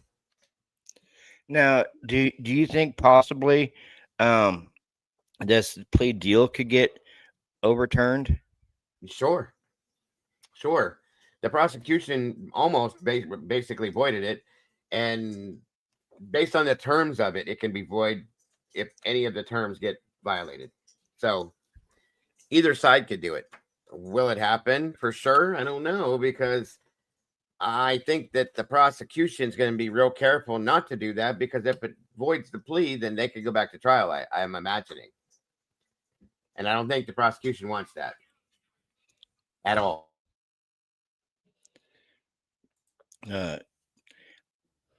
Beth Wagner says, I think he has something under his sleeve, to be honest. You're talking about the defense? Yeah, I agree with you. I think there's something. I've said this since the moment he took the plea, that I believe there's something that's going to happen.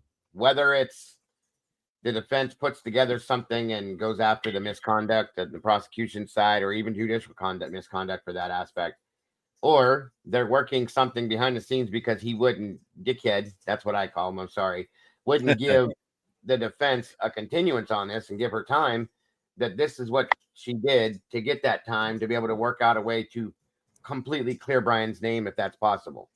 They could be working that aspect or both, possibly.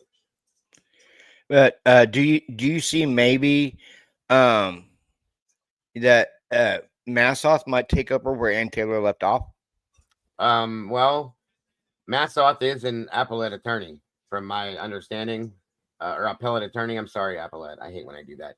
I believe that she's an appellate attorney. I believe. If I'm wrong about anything, please somebody shut me down. But I'm pretty sure from what I remember looking into that she's an appellate attorney. She could. And Ann could work for them. Now, do I see that happening? I don't know. They would all work together, but she would have to be the lead on it if that were the case. No, I hate to ask this, but have you seen the Nancy Disgrace episode where they're talking about possibly a plea violation? Yes, unfortunately. I try not to watch her because it makes my it gives me forehead wrinkles. Hey, don't forget that not Ashley, it's Ashley Banfield said me thanks. Yes, me thanks. There's another idiot for you, folks. Me thanks. Skeletor herself. I'm Yeah, sorry, folks. Yeah, I don't like call people. I call Nancy Disgrace Voldemort. You know, that's Hitler, guys. If you look at Hitler and then go back and watch Harry Potter, that's Voldemort right there. I guarantee you, if he turned fast, you'd see the mouth and eyes in the back of his head. Hey, Amy Conway. Buenos dias, Smith Amy. But have you seen the body cam yet on the Morgan Geyser arrest? No, I have not. And to answer your question, Fizzy, I think yes that they missed the deadline on that one. I think. No, I have not seen that body cam, my friend. Do you want to see it? Sure. I'm done. It's your show, bro. I'm just here as your guest. You show me what you won't. Ashley Dumbfield. I love that motto.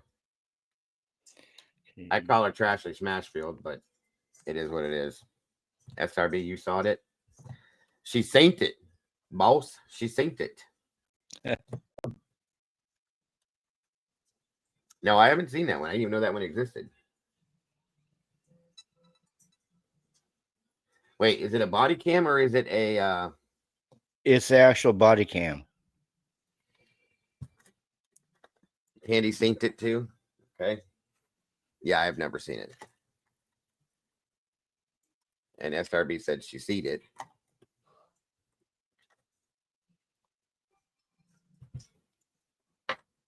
When the officer said, "You're not wanted for murder." That's great.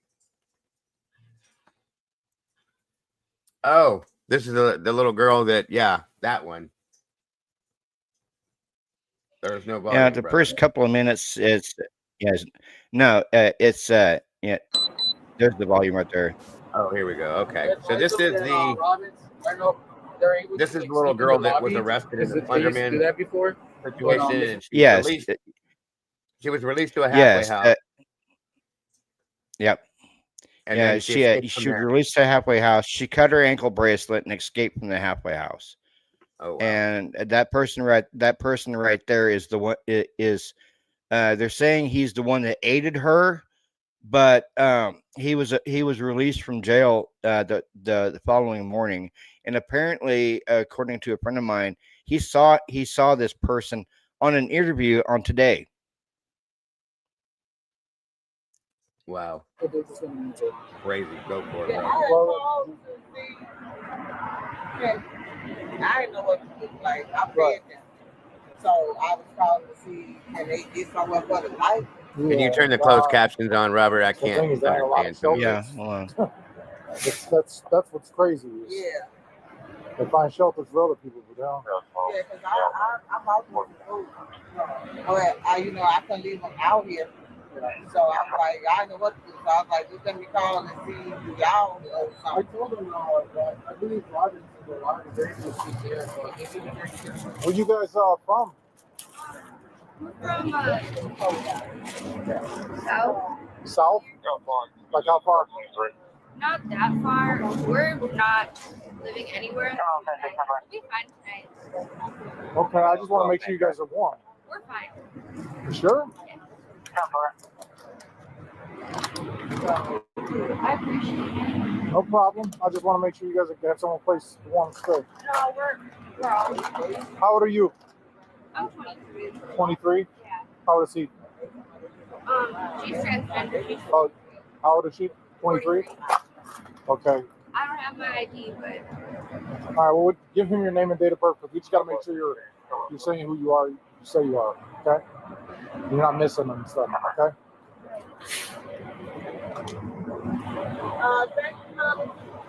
No problem. Thank you for calling. Here we go.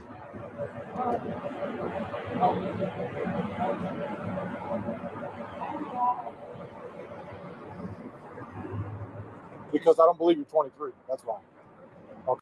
Yeah, this is where she gives like a couple of false names and false dates of birth because she doesn't want to be found out. Okay. Oh, We got of called course, here for yeah. a call. So just be honest. I want to make sure that you're not missing. As long as you're not missing, you can go on your way. Are you missing from somewhere? Then just give me your name and date of birth and you can be on your way. I'm 19. Huh? I'm 19. 19? That's Yeah. fine. You're still an adult. So Yeah. So what's your last name? No one. I don't want to give you my name. okay, well then we're gonna arrest you and take you an ID. We're gonna hold you an ID at the station for fingerprints. So you don't want to obstruct an officer. Give me your name and date of birth. You're not wanted for murder, right? Right. Well, then you ain't gonna have a problem with us. I promise you. Yeah. Okay? You're making it a bigger deal than it is. It is. You notice that dude's keeping his head down the whole time. He ain't even doing nothing. His name.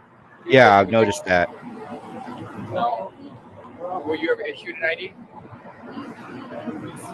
Or anywhere? Yeah. You were? Okay. What state were you issued an ID out of?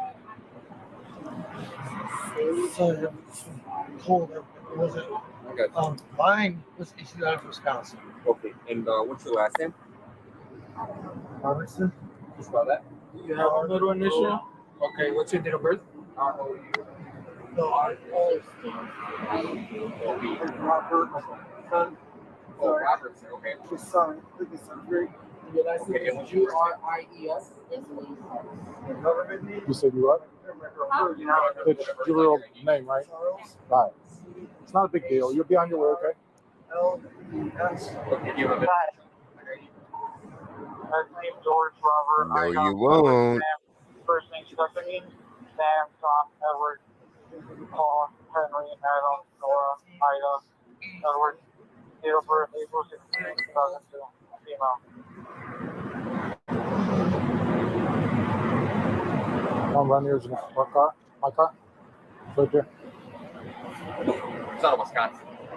You're still running in Wisconsin, name and date of birth. I mean, unless you want to do it over there, that's even easier. Hey, what's up, bud? You can tell she's nervous. Oh, definitely. Yeah, definitely.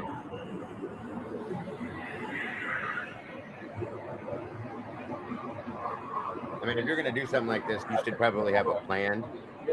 You know, like. What'd you say, Dago?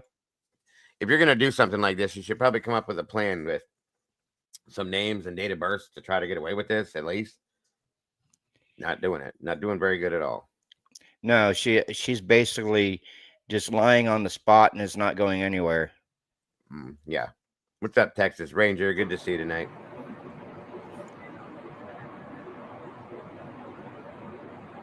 Can we do something wrong? No, we just got called here for a service call. So Yeah, she's going back to jail now. well, now you did something wrong because just come back no record on files, and that means you're lying to us about your name. Okay. So now that's obstructing. I'm gonna give you one more chance before we're gonna take you in custody and fingerprint you. Okay. So just be honest. It's not a big deal. You're making it a bigger deal. But it is a big deal, Ossifer. Third initial, I'm married. Stephanie. 1983. Should have a Give you It's a real real name. big deal. Okay. Because if he comes back, no record on file, also, which I hope he doesn't, because that means both of you are lying. I'm gonna take you both in for fingerprints. Okay. Don't make us do all that. We just want to send you on your way. No, you can't. You guys wanted for something? Why are you hiding your name? I don't understand. So you didn't come back either, even out of Wisconsin. I just don't want my identity out there. Okay. It's just, Well, it's just personal preference. Okay. You can have that preference, but we're gonna have that preference of taking you in and fingerprinting you. Okay. That's what we're gonna do. Is there any way to avoid that? Yeah, give us your right name, date of birth, and then we can go on our way. We don't want to mess with you. We don't want to take you in and fingerprint you. But if that's what I have to do, I have to make sure you're not wanted for anything, no homicides or anything like that. That's it. I can promise you Okay. that much, and I know it. I don't know you and you don't know me. I know. but Okay. So Just gotta identify give your who you name, are, that's it. make sure you ain't wanted for no warrants, and then you're good. Stephanie, one last chance. Don't forget that last opportunity. This is your last opportunity. So let's try this again. I don't know what you're so scared about. Here, what's your last name?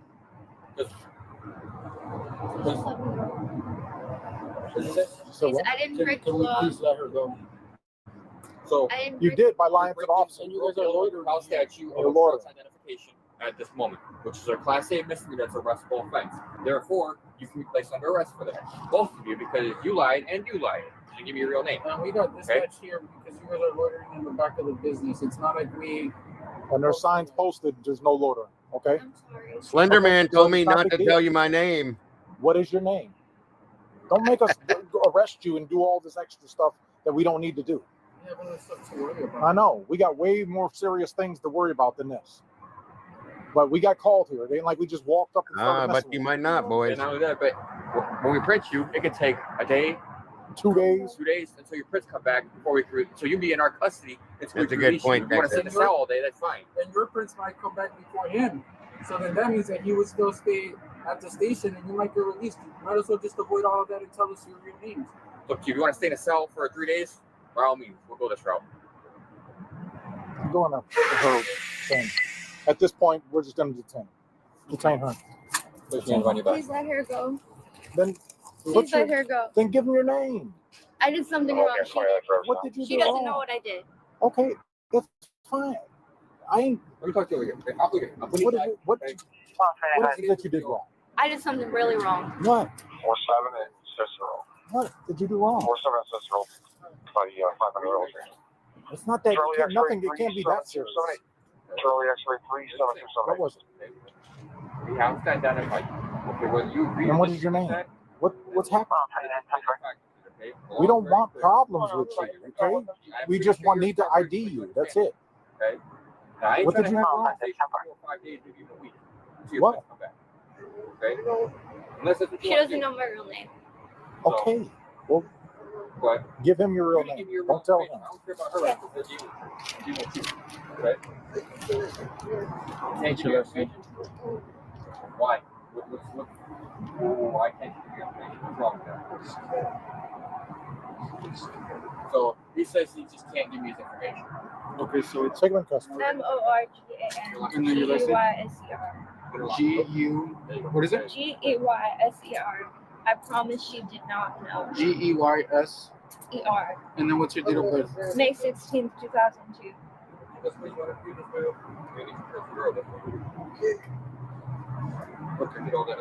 So Morgan is your first name, right? Boys, you might figure it out. G-E-Y-S-E-R. No. What'd you say? You might figure her out. I think that's why she's doing it right now, because she don't like her companion being handcuffed in front of her. Oh yeah. Goodbye, please. Okay, we will. I will never see her again. Yeah, you will. No, I won't. Why? Because I did something bad. Let me say goodbye. We will let you say goodbye, but just stand by until we figure out what's going on. Okay? You I promise. promise. I'll let you say goodbye. No matter what I did. Yeah, no matter. Last name. That's my word, okay? Edward, Okay. You're being honest with me. I'm being honest, that's my name. Trust me, I didn't want to give it to you. Okay. You'll see why in a second. But she didn't know my name. She didn't know my name. Not my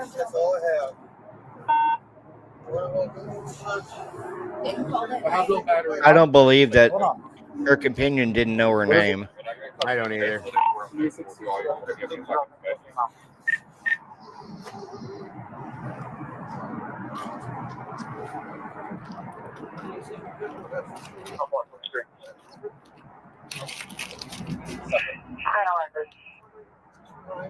Is that your real name? It didn't come back.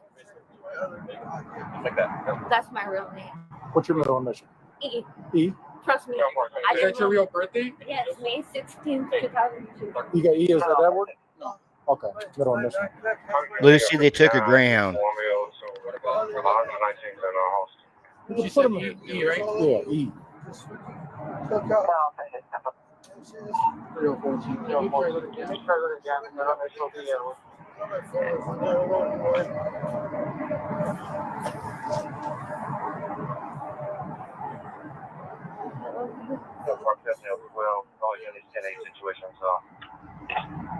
I didn't know, I'm sorry. Morgan E. Geyser, Okay, go ahead and put your hands in. You said I could say I will goodbye. let you. You guys going to the same place, okay? I'll tell you she didn't know. Okay.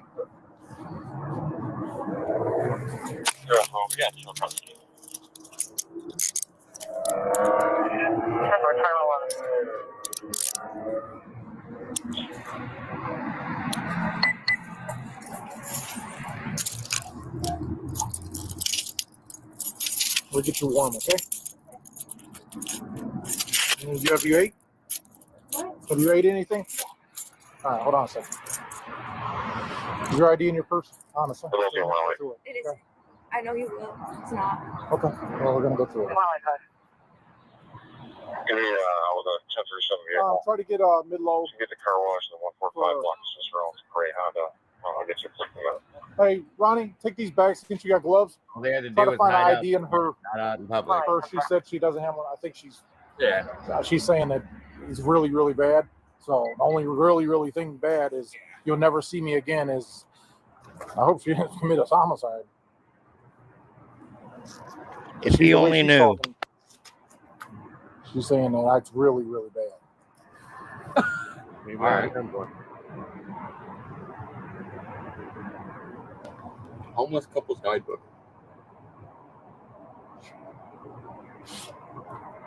Okay, well, I think that was the start of it. I'll be You got a flashlight, bro?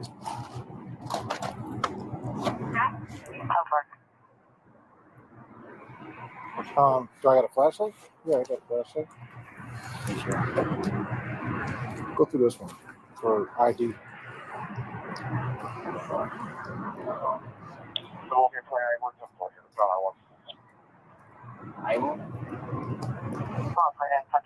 Let's just do it back at the station so that it's warm. Put all that back in the thing. This is dark stuff, right? They must have only gotten a local. No, that's not They must have only gotten a local background on them. They must not have ran it. What is that called? Through CODIS NCIC. Yeah, not CODIS. I said CODIS. Jesus Christ, guys. Anyway, you know what I mean. Yeah. Yeah, they didn't run it through NCIC. Otherwise, it would have came back. You know, when something came back on her, because it you could hear on the radio, it read off her charges. So it might not have came back on him, but it came back on her because they quickly cuffed her. But he said he doesn't know what it was because she said I did something real bad, and he doesn't seem to think it's that serious. So yeah, true, good point there. And I don't buy the fact that her companion didn't know her name. As you know, when she said, "Oh, he didn't know my name," I don't buy that because they came from the same town, Madison, Wisconsin. And it's very interesting that they got caught with a homeless couple's guide. Like they weren't trying to ever be found. I guess, but here's my thing.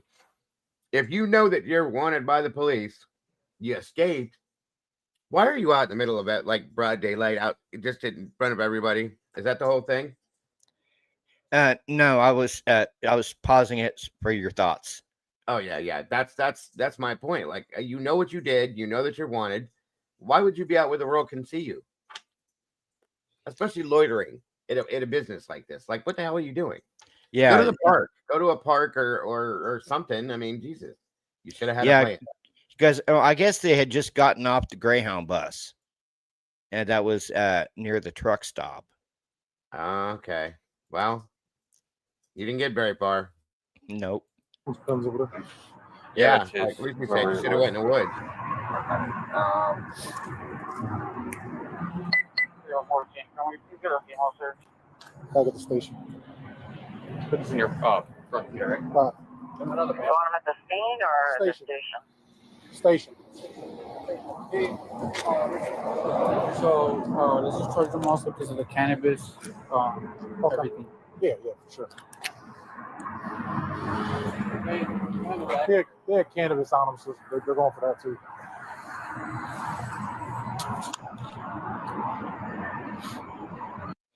So I guess cannabis is not legal in the state of Illinois. No, but I'm pretty sure that's true. That's wild, though. That is wild. Yeah, I mean, she stood there, gave a false name twice, went by Stephanie. Like it was almost like she thought in the back of her head she wasn't going to get caught, right? But she ended up getting caught because her companion was getting handcuffed, so she decided to blab. Oh, he didn't. They didn't know who my name and this is my name and yeah. Right. Here you go, bud. Since you played that, throw this up real quick. This is the person that was arrested with her, speaking out supposedly. All right.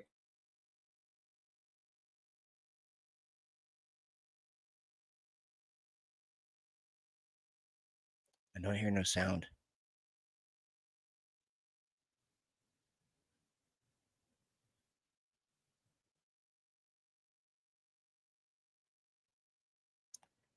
No sound, brother. Okay, hold on. Sorry. Try this again.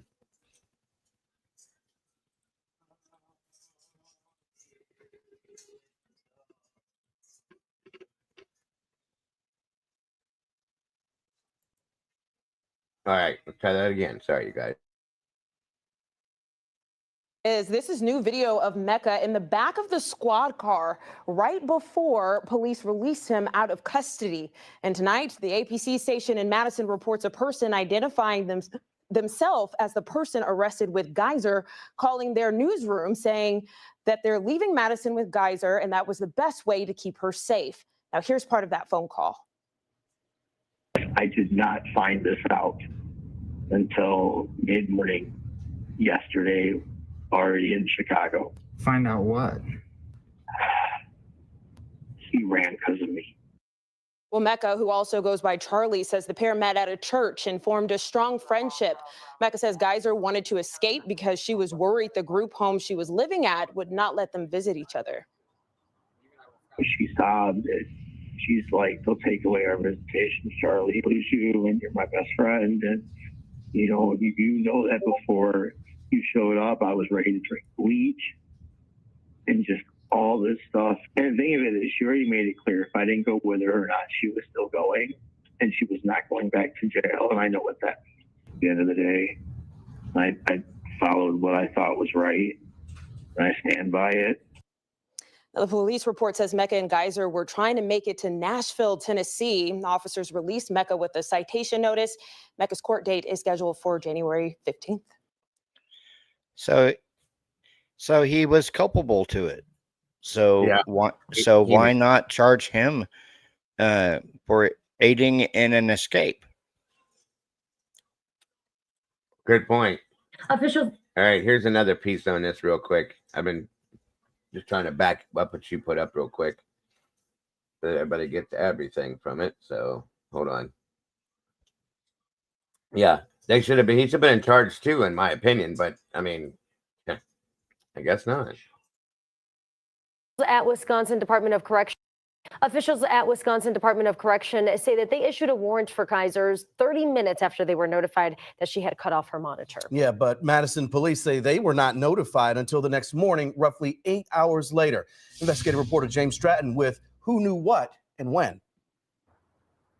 Tonight, Morgan Geyser is in custody after roughly 24 hours on the run. Saturday night, 9:30, Madison police say Geyser's GPS monitoring was malfunctioning. Wisconsin Department of Corrections monitors the bracelets, telling 12 News they need to go through several steps, including resetting the device, contacting the client and the facility where they stay. Geyser is under the care of the Department of Health Services, DHS not releasing much info because she's considered a patient. By 11:35, police say group home staff told DOC she was not here. By midnight, a statewide warrant for her arrest was issued, saying, quote, the DOC and the DHS both actively work to support local law enforcement efforts to apprehend the individual. However, Madison's police department says they weren't notified that she was on the run until someone from this group home called 911 around 7:46 a.m. on Sunday. Madison's police chief was asked about it Monday. The time was not ideal, but we'll take a look at it. We'll work with DOC to figure out how do we improve on the next go around. The state says they worked with the Waukesha County law enforcement on a nationwide warrant, but both Waukesha County Sheriff's Office and Waukesha Police tell 12 News they were not contacted by the state. The Waukesha DA saying she is angry the victim wasn't notified for hours.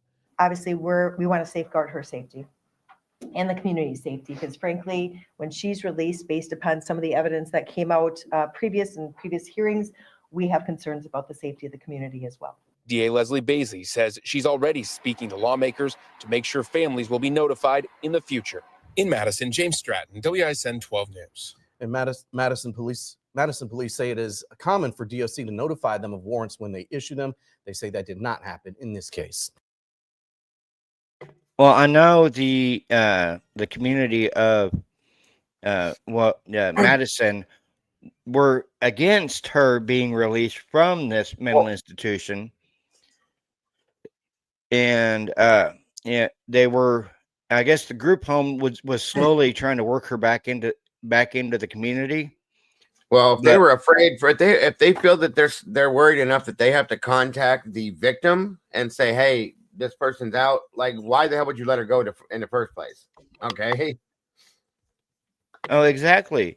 And I guess there was also as well violent text messages or violent communications between her and this Charlie guy. And they found this out through going through her tablet there at the whatchamacallit, the group home. At the group home. And I mean, I'm kind of wondering if maybe this violent freaking messaging, and maybe she was wanting to go after the person that put her in the victim, the original victim in the Slenderman case. Yeah, I mean, it's possible. All right, here's another real quick piece on this too. It's kind of wild, a little interesting. She is. I saw something on Court TV about it today as well. She is set to go back to the mental hospital, not to a prison, because she has, I guess, mental health problems. So they're wanting to put her back in the mental health hospital. And then why would she release to begin with? That's what I want to know. I know. And her attorney said that he hopes within the next few years, the mental health facility might re-release her into another more stable and secure group home. This is ridiculous. This whole thing is ridiculous, bro. Yeah. This this is so dumb. This is like a complete failure of the system, in my opinion. Just saying. Part of me still sees Morgan as the kid that she was when I first started representing her. First at 6, the lawyer for one of the Slenderman stabbing suspects says he will keep representing her once she is returned to Wisconsin. Morgan Geyser was in a courtroom in Cook County, Illinois today. She agreed to be extradited back to Wisconsin. She left her group home in Madison Saturday night after cutting off her GPS monitor. The Waukesha County District Attorney's Office, which was against her conditional release, says it wants to see Geyser returned to a mental health facility. It will be up to the state Right to there. decide if her conditional release will be revoked. Questions remain about why Morgan Geyser walked away from that group home and whether she should have been allowed there in the first place. Our Charles Benson asked Geyser's attorney, Tony Cotton, about advocating for her release and his decade-long efforts to help her. Tony Cotton has known Morgan Geyser since she was about 12 years old, a shocking crime case that attracted national and international attention because of the reference to Slender Man. He learned from a friend over the weekend that the 23-year-old went missing. What were your concerns at that moment, knowing that she was now somewhere out there? So I wasn't concerned that she would be violent. My fear was sort of twofold. One, who is she with? What negative influence might have encouraged her to do this? The other, he says, the consequences or setback for what happened over the weekend. Cotton will have to address that going forward. But he tells me he has no regrets with the decision to advocate for Geyser's release in September to a community group home after years at a state-run mental health institution. When you were advocating for help, did you think help could really change her and help her? Yeah, and I think, yes, and I think it did. I think that Morgan, if you look at the maturity. Have a good night, Jen. Thanks for joining us, huh? 1920, her understanding of mental health, her cooperativeness with treatment, her insight into her conditions, her ability to be her own advocate with the treatment providers. I mean, it's a 10 out of 10. The Waukesha County prosecutors and the Department of Health Services raised serious concerns Geyser was not ready to be released, despite unanimous support from doctors monitoring her. I think the doctors were all right at that time and continue to be right now. So if someone says, see, I told you so. Told me so what? That she people who have mental health struggles are going to have ups and downs. They're going to have good days and they're going to have bad days. They're also going to make bad decisions. Cotton did have one big concern, and it wasn't really with Morgan, but with people fascinated by her case. The risk factor I saw was that she could get taken advantage of by an older man, either because she wanted the companionship or because they want to form a relationship with her or whatever. His long legal journey with Geyser, at times emotional over the years, will continue as her attorney. I've known her forever. How would you describe that relationship? You know, it's still an attorney-client relationship, and it's, I would say, never changed from that. You could describe it almost as I see her as the same way I see my children, in a way that she's somebody that I care about on a personal level. I want the best for her. I've watched her grow up before my eyes. At the time of our interview, Cotton had yet to talk with Geyser about the last 48 hours, but plans to do that as soon as she is back in custody in Waukesha County. Back to you. So they're just gonna throw her right back in the mental hospital. Yeah. I mean, this is crazy, bro. Hang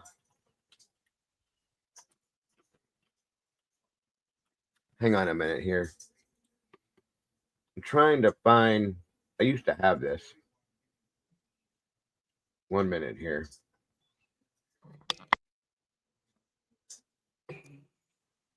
Yeah, Pamela Smith, this guy scares me. It's been a decade, right? She's not any better. No, that's what I'm saying. Like, she's not. Wisconsin. I think this has some of the, once she was arrested, I think this shows it says that it has the cruiser ride. Yeah. Well, go ahead. Walking Yontonka says even people with mental health issues can be extremely intelligent. A large portion of actual manipulate the system, and I think that's what she did, brother. Because she's talking to these psychologists, and these psychologists are reporting back to the judge that things. Maybe she's gaming the system here. Maybe she's telling these psychologists what they want to hear, so they so they will tell the judge, and the judge will agree. The judge will agree to release her. So, well, she obviously needed to be medicated for some mental health issues. Obviously, that's probably part of the problem here. But she needs to be under constant supervision, in my opinion. That's part of what probably happened in that aspect. But just saying, I don't know. I'm curious to see if this shows her saying anything while she was riding back to the station, because I'd like to know if she's acting out or if she's going like manic or anything. You know what I mean? If that shows that'd be interesting to understand, because that might explain what mode she was in at that point. Let's see something here. Convicted in the 2014 Slender Man stabbing is back in custody in Chicago's southwest suburbs. She was caught in Posen last night after leaving her Wisconsin group home. WGN's Courtney Spinelli has video of the arrest. 23-year-old Morgan Geyser was caught here in this community more than 150 miles from the place where she was last seen. In body-worn camera video shared with us by Posen police, you can see the moment officers found Geyser last night at a nearby truck stop. Are you missing from somewhere? After nearly 24 hours on the run, Slender Man stabbing assailant Morgan Geyser's escape coming to an end Sunday night. An employee called police concerned about two people sleeping in the cold at this truck stop off 148th Street. Okay, what's your last name? I don't know why. Reluctant to give any type of identification, and then they gave them two names, but the names that they gave them came back with nothing, no information. Police Chief William Alexander says that reluctance raised red flags. You're not wanted for murder, right? Right. Okay, then there shouldn't be any problem. Geyser eventually gave up her real name and told officers once they ran it, they'd know what she did. She claimed her friend was innocent. I will never see her again. Yeah, you will. No, I won't. Why? If I did something bad, let me say goodbye. We will let you say goodbye. Geyser and 43-year-old Charlie, a trans woman whose government name is Chad Mecca, were both arrested. Charlie, who is charged with criminal trespassing and obstructing identification, spoke exclusively with WGN's Sean Lewis, saying the pair walked from Chicago to Posen after getting off the bus. We didn't have a real plan, just get as far away as we could. Just vanish. Charlie says the pair met at church and became friends, and that Geyser shared her plan Saturday to escape from the group home in Madison, Wisconsin. According to an arrest report, Geyser told officers she was treated unfairly at the group home and was upset she no longer was allowed to see Charlie, who on several occasions snuck in by climbing through a window. Geyser told police she cut off her bracelet with scissors and planned to potentially head to Nashville, Tennessee. I just wanted her to be safe and not go alone. Geyser and a friend pleaded guilty to luring their classmate into a wooded area in Waukesha, Wisconsin when they were 12 years old. Peyton Leitner was stabbed 19 times and survived. The pair says they did it to impress a fictional online character called Slender Man. She was initially committed to a psychiatric hospital for 40 years, and despite opposition from the prosecuting attorney, a judge granted Geyser's request to move to a group home. I'm so sorry, God. Back in custody Monday, Geyser was taken to the county courthouse in Markham. It appears reality hits her at this point as she sobbed for more than a minute while alone in the squad car. I'm so sorry. I wish I had it. Geyser is set to face a judge tomorrow for an extradition hearing. In the meantime, the Waukesha County District Attorney today says that she is highly concerned the victim's family was never notified of Geyser's escape by anyone but their office. In Posen tonight, I'm Courtney Spinelli, WGN News. Wow. Do you realize the world of shit that if she would have, not saying she would have, you guys, but if she would have went back after the original victim and got to her and did anything, like oh my God, the shit would have hit, so much shit would have hit the fan. Truly. That would have been we would have seen lawsuits flying. Oh my God. That's insane. How did they, first off, did the family know that she was released? No. Into the halfway house? And No. then second off, did they know they're saying that they didn't know she escaped, but did they know that she was released to the halfway house? That's my other question at that point. they were notified after she escaped from the halfway house. But clearly, if they were notified them about her escape, did they actually notify them that she was released to the halfway house? Even though there was Madison residents who were opposed to her being released to a halfway house because of what she did to this girl Peyton a decade ago, right?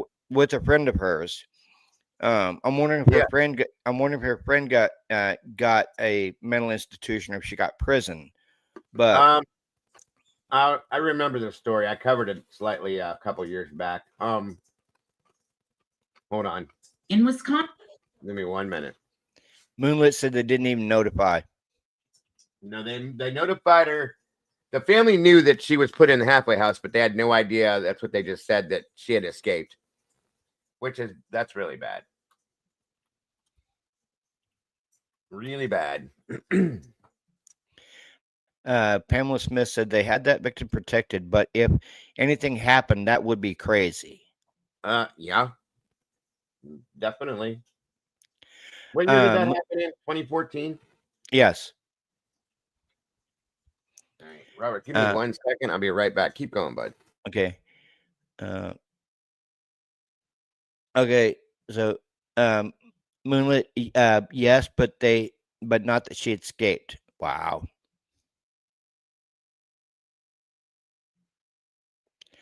I know she got Moonlit. I know she got 40 years in the mental institution. I think she should have stayed there instead of being released to a halfway house or a group home. Because I don't think she was in that group home very long when she escaped and cut her ankle bracelet off.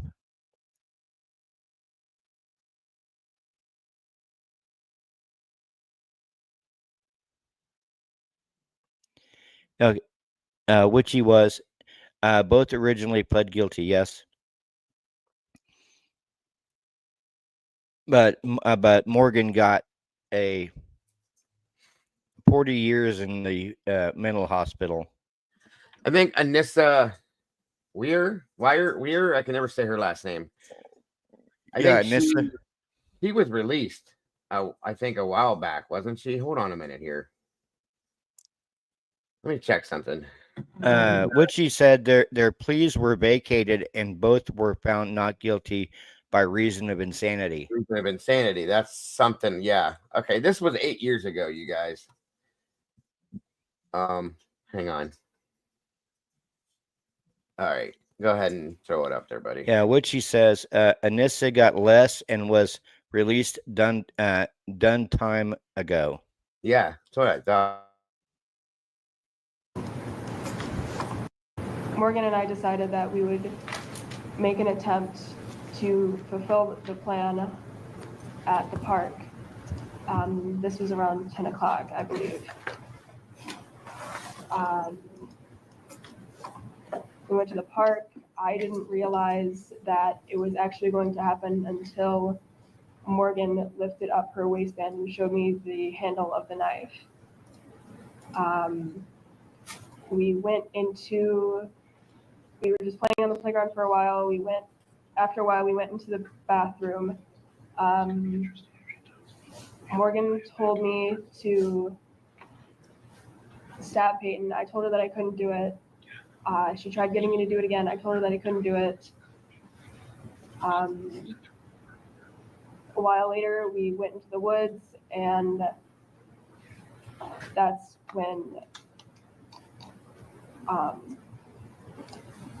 when Morgan asked me whether or not she should do it, and I just wanted it to be over with. So I said, just go berserk, do what you have to do. And Peyton was then hurt.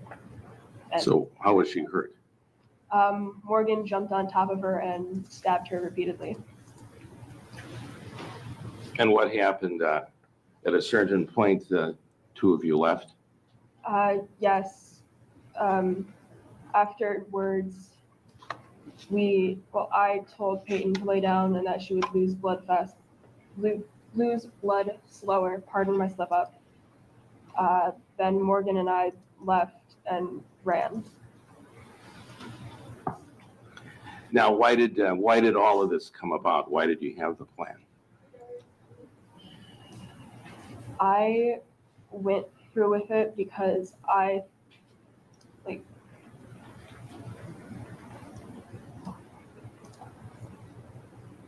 guess, okay, I'm sorry, could you restate the question? Well, why did you develop the plan to kill? We developed, okay. I thought that it was just about proving that this fictional character existed. But I have no idea what Morgan's motivations were. I thought it was just about proving that something most people thought wasn't real was. So this is, and who are you talking about? The character? Right. Slender Man. All right. Why did, what motivated you to conclude that you had to kill someone in order to follow through with whatever program you had with Slender Man? It wasn't my idea. Morgan came to me one day telling me that we should prove that Slender Man existed. And I asked her how, and she said we had to kill somebody. And I said, okay, because I thought it was just a joke, honestly. I didn't Robert, think pause it was this. actually going to happen. Yeah.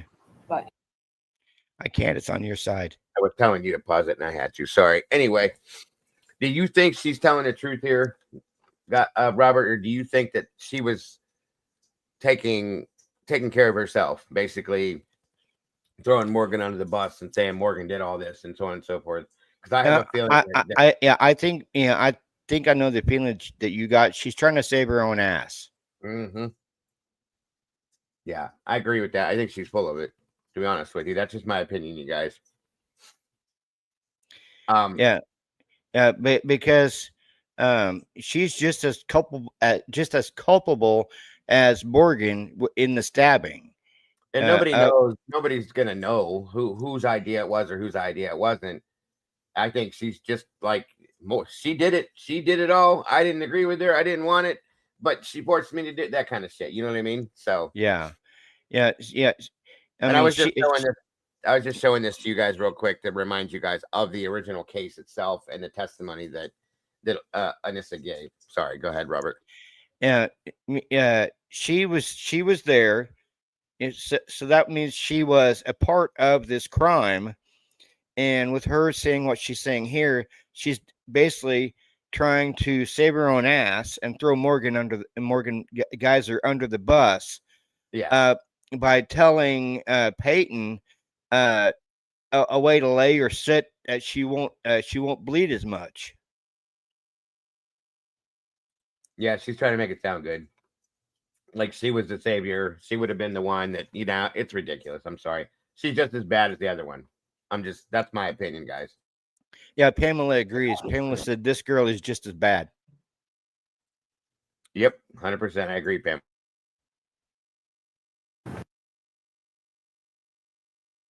Hold on. There was something else I had too, but 1 minute. Josie West said she didn't try and stop Morgan either. Bingo.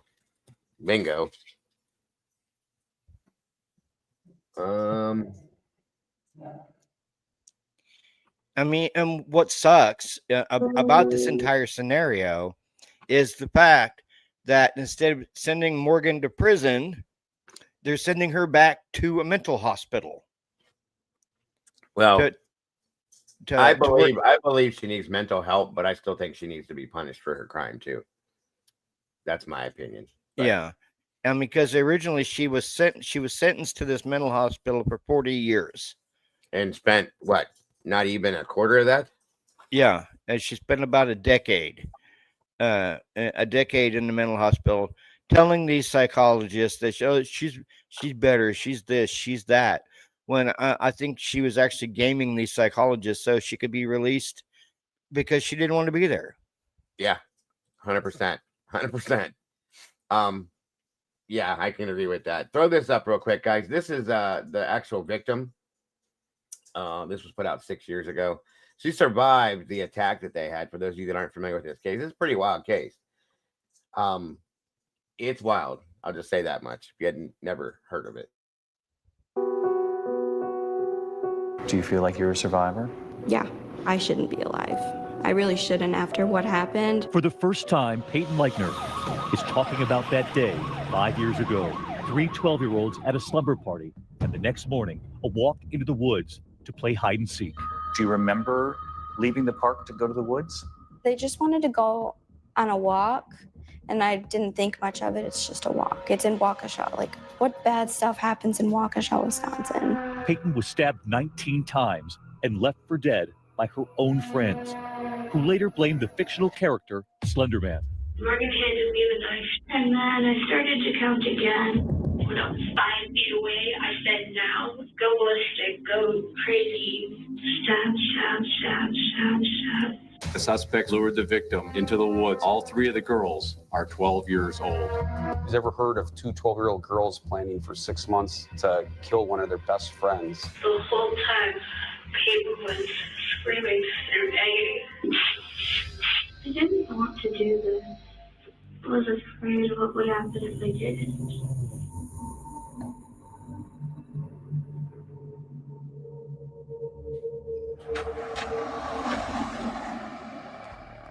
It's Friday night in Waukesha, Wisconsin, a Milwaukee suburb.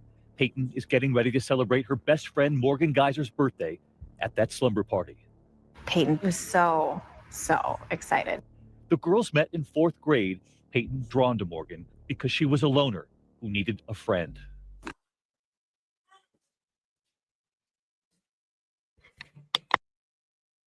I just realized something, Robert, with this clip. Hold on a minute. I'm starting to wonder about our judicial system, brother. You're starting to wonder? I've been wondering, bro. Hold on a minute here.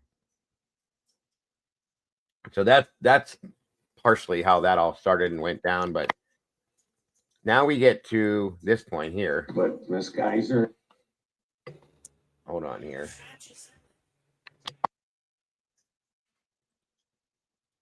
There we go. and with Miss Wire to kill and wanted to kill the victim. The reports show that she was stabbed 19 times in the body, torso. And was basically left to bleed to death. It's been nearly a decade since 2 preteen girls lured their classmate to a Wisconsin park and stabbed her repeatedly, nearly killing her, all to appease a faceless online and fictional character known as Slender Man. Now, nearly 10 years later, one of the former preteens is asking a judge to release her from a psychiatric hospital. Anissa Wire and Morgan Geyser were just 12 years old when they attacked and stabbed their classmate Peyton Leichner 19 times, leaving her for dead. Geyser held the knife and stabbed the victim, while Wire egged her on. She thankfully survived the horrific attack after crawling to a nearby road, flagging down a cyclist passing by, who then called 911. Wire and Geyser told police at the time they stabbed Peyton to earn the right to become Slender Man's servants and protect their families from him. Wire would ultimately plead guilty to attempted second-degree intentional homicide. She was sentenced to a psychiatric facility, but in 2021, she was granted conditional release and ordered to wear a GPS monitor, but the monitor was removed 2 years later in September of 2023. Now in her 20s, Morgan Geyser wants her turn. She's asking a Wisconsin judge to free her from the psych hospital like Wire. Geyser was back in court this week as her defense attorneys argue for her release. The first witness from the state during the 2-day hearing was Dr. Deborah Collins, who has evaluated Geyser since 2014, just months after the stabbing.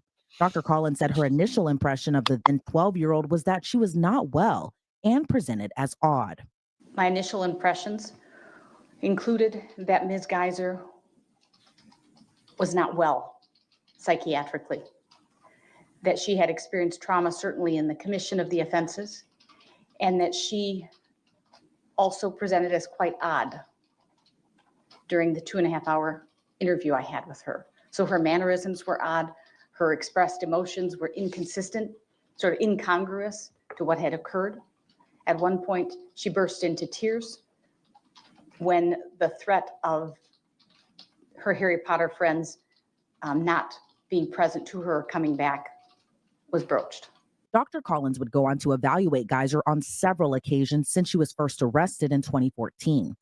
She testified at the time of the stabbing, Geyser suffered from unspecified schizophrenia. What was the mental condition that you diagnosed her as suffering from at that time?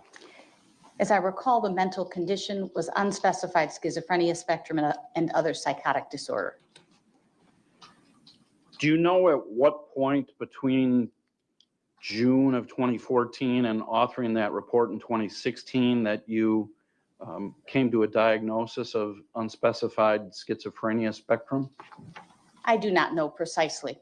It was a process, though. It wasn't a conclusion arrived at within a day or a month of contact with her, for example. Did you believe that she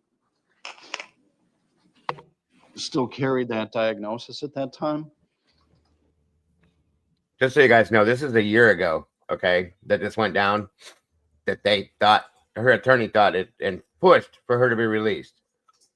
With this doctor making these statements, I have no idea where the parents were. Good question, Pamela.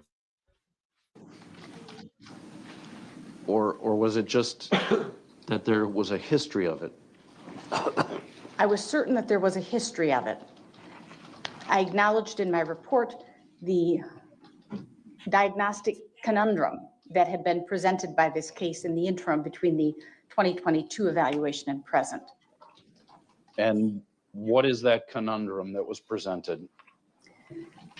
The conundrum occurred in the fall of 2022 when Ms. Geyser told her treating psychiatrist that she had never heretofore suffered from psychotic symptoms, but rather that she was faking those or mimicking those from others in order to, and that she had begun to do that immediately following the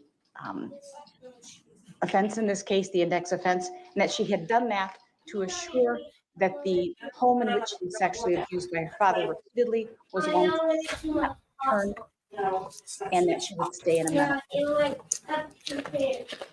What did you think when you were presented with that information of her indicating she had never experienced psychotic symptoms? What I acknowledged in my report again is that diagnostic conundrum. What I also Are you still want to go try to get that loan is that in the wake of disclosing that she had never suffered psychotic symptoms, or her perspective in 2022, she underwent a significant treatment change. Withdrawn from her treatment was an antipsychotic medication.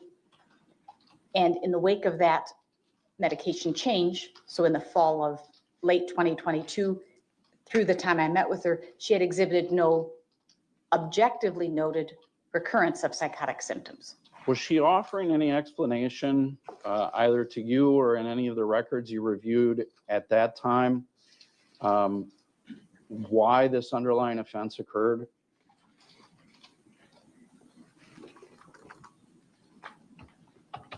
She has maintained that it had to do with the delusional, my word, delusional or characterization of imperative of becoming a proxy for Slender Man and avoiding her family and her co-defendant's family from being killed. But wasn't she now claiming that none of that was true, that she didn't really believe that at the time the offense occurred? No, it's not that she said she didn't believe that. It's that she said that wasn't accompanied by psychotic symptoms. She described it more like a fanciful belief of a 12-year-old who had been from an abusive family. Geyser petitioned the court for conditional release twice before, but Dr. Collins says she wasn't ready, specifically pointing out one incident where Morgan attempted to commit suicide in 2021. She made the suicide attempt at night when her roommate was asleep, and it was quite serious. As I recall, she told me that she had broken blood vessels in her eyes, for example. She had exited her room and staff immediately intervened after she attempted suicide.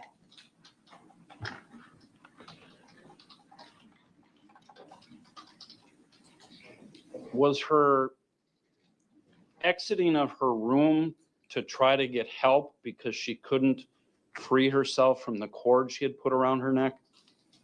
I believe so. And staff ultimately had to cut that cord to free it? I believe so, yes. And there was some significant injury as a result? Yes, it's described in the record, and in fact by Ms. Geiser herself as a serious attempt. At least between the offense on May 31st of 2014, there had been no attempt to harm anyone until this attempt to harm herself. Is that right?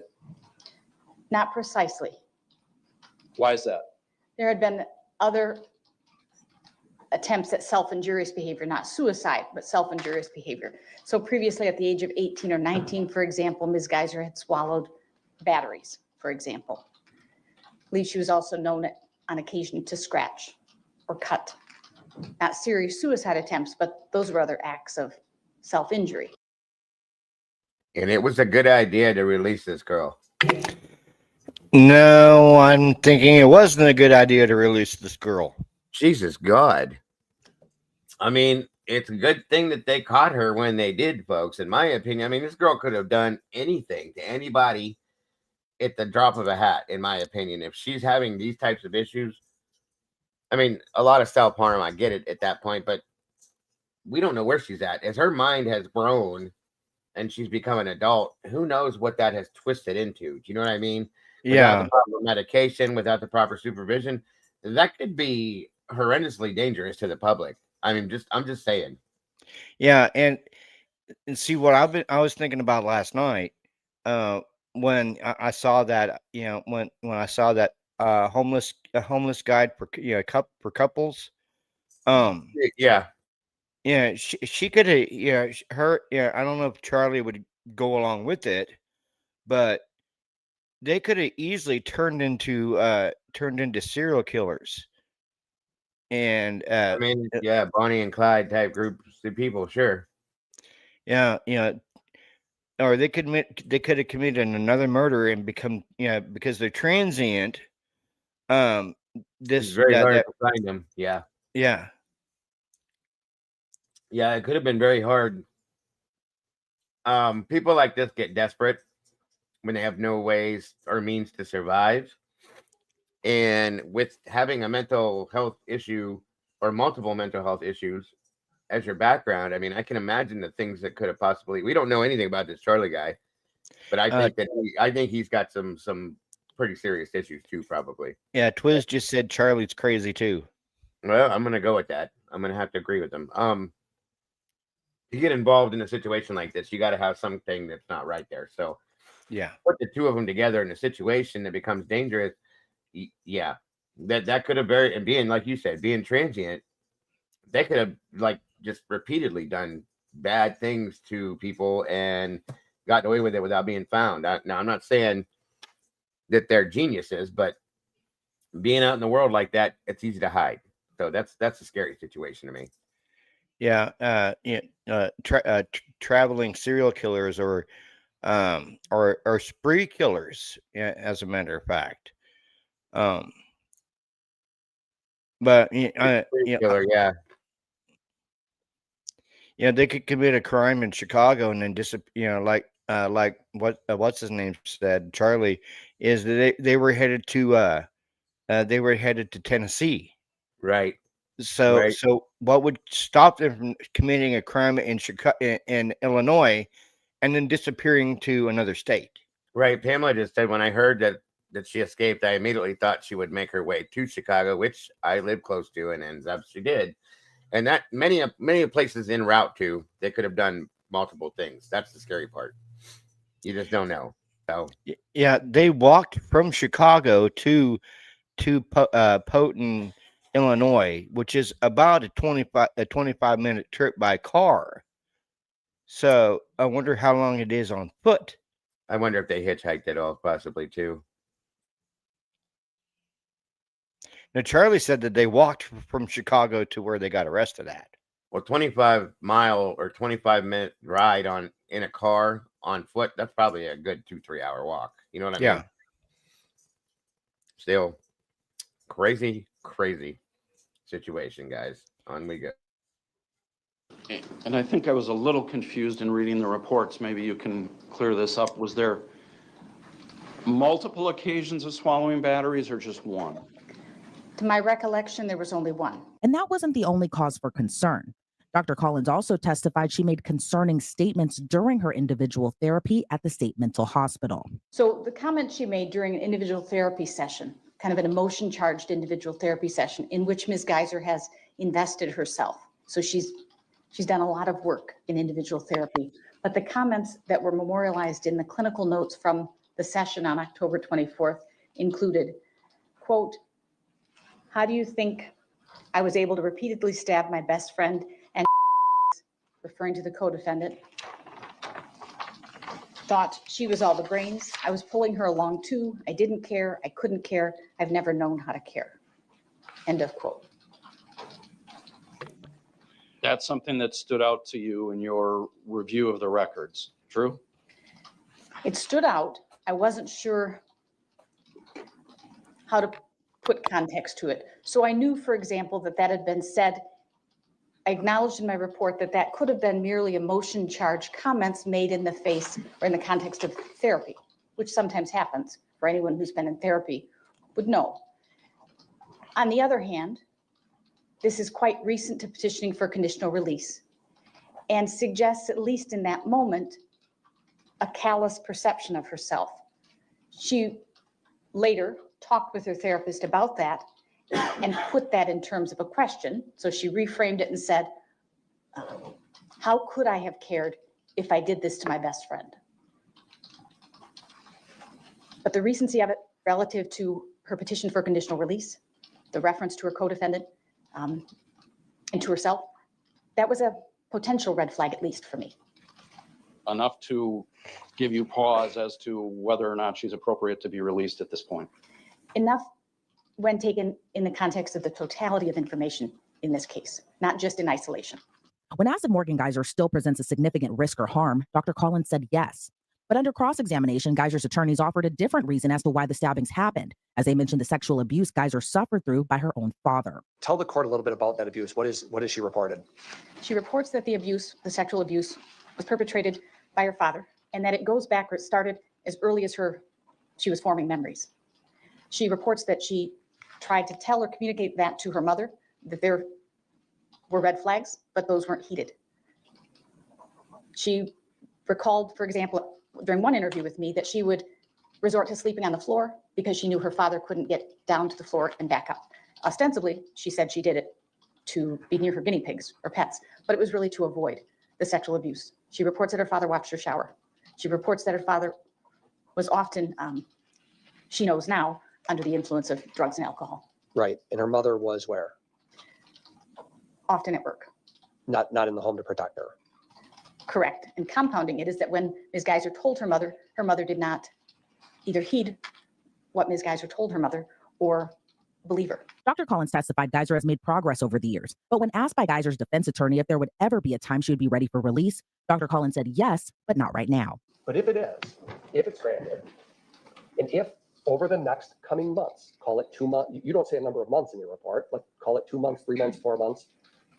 Over that period of time, if Morgan continues on the track she's on and continues doing the things that you described here, then you would say it's appropriate for her to be in the community, right? There will be a point when I anticipate she will be, or believe she will be ready for conditional release in the coming months. Okay. How many months is that, if you had to estimate? Is it 2? I don't know. Let's just assume hypothetically, the path that you've seen with Morgan, the positive trajectory you've seen, let's just assume it continues exactly as you've seen. Is 2 more months at Winnebago sufficient? My best estimate would be 6 to 12 months. The next psychologist to take the stand was Dr. Brooke Lundbaum, who had evaluated Geiser since 2014, shortly after the stabbing. She also testified about Geiser previously saying she had faked her psychotic symptoms, but that claim didn't line up with years of observation and treatment. Did you ask Ms. Geiser about her claims that she intentionally manipulated the court and mental health providers into believing that she was NGI in this case? I did. And what was Ms. Geiser's response to that? Well, there was quite a bit of conversation about that because it is inconsistent with the data.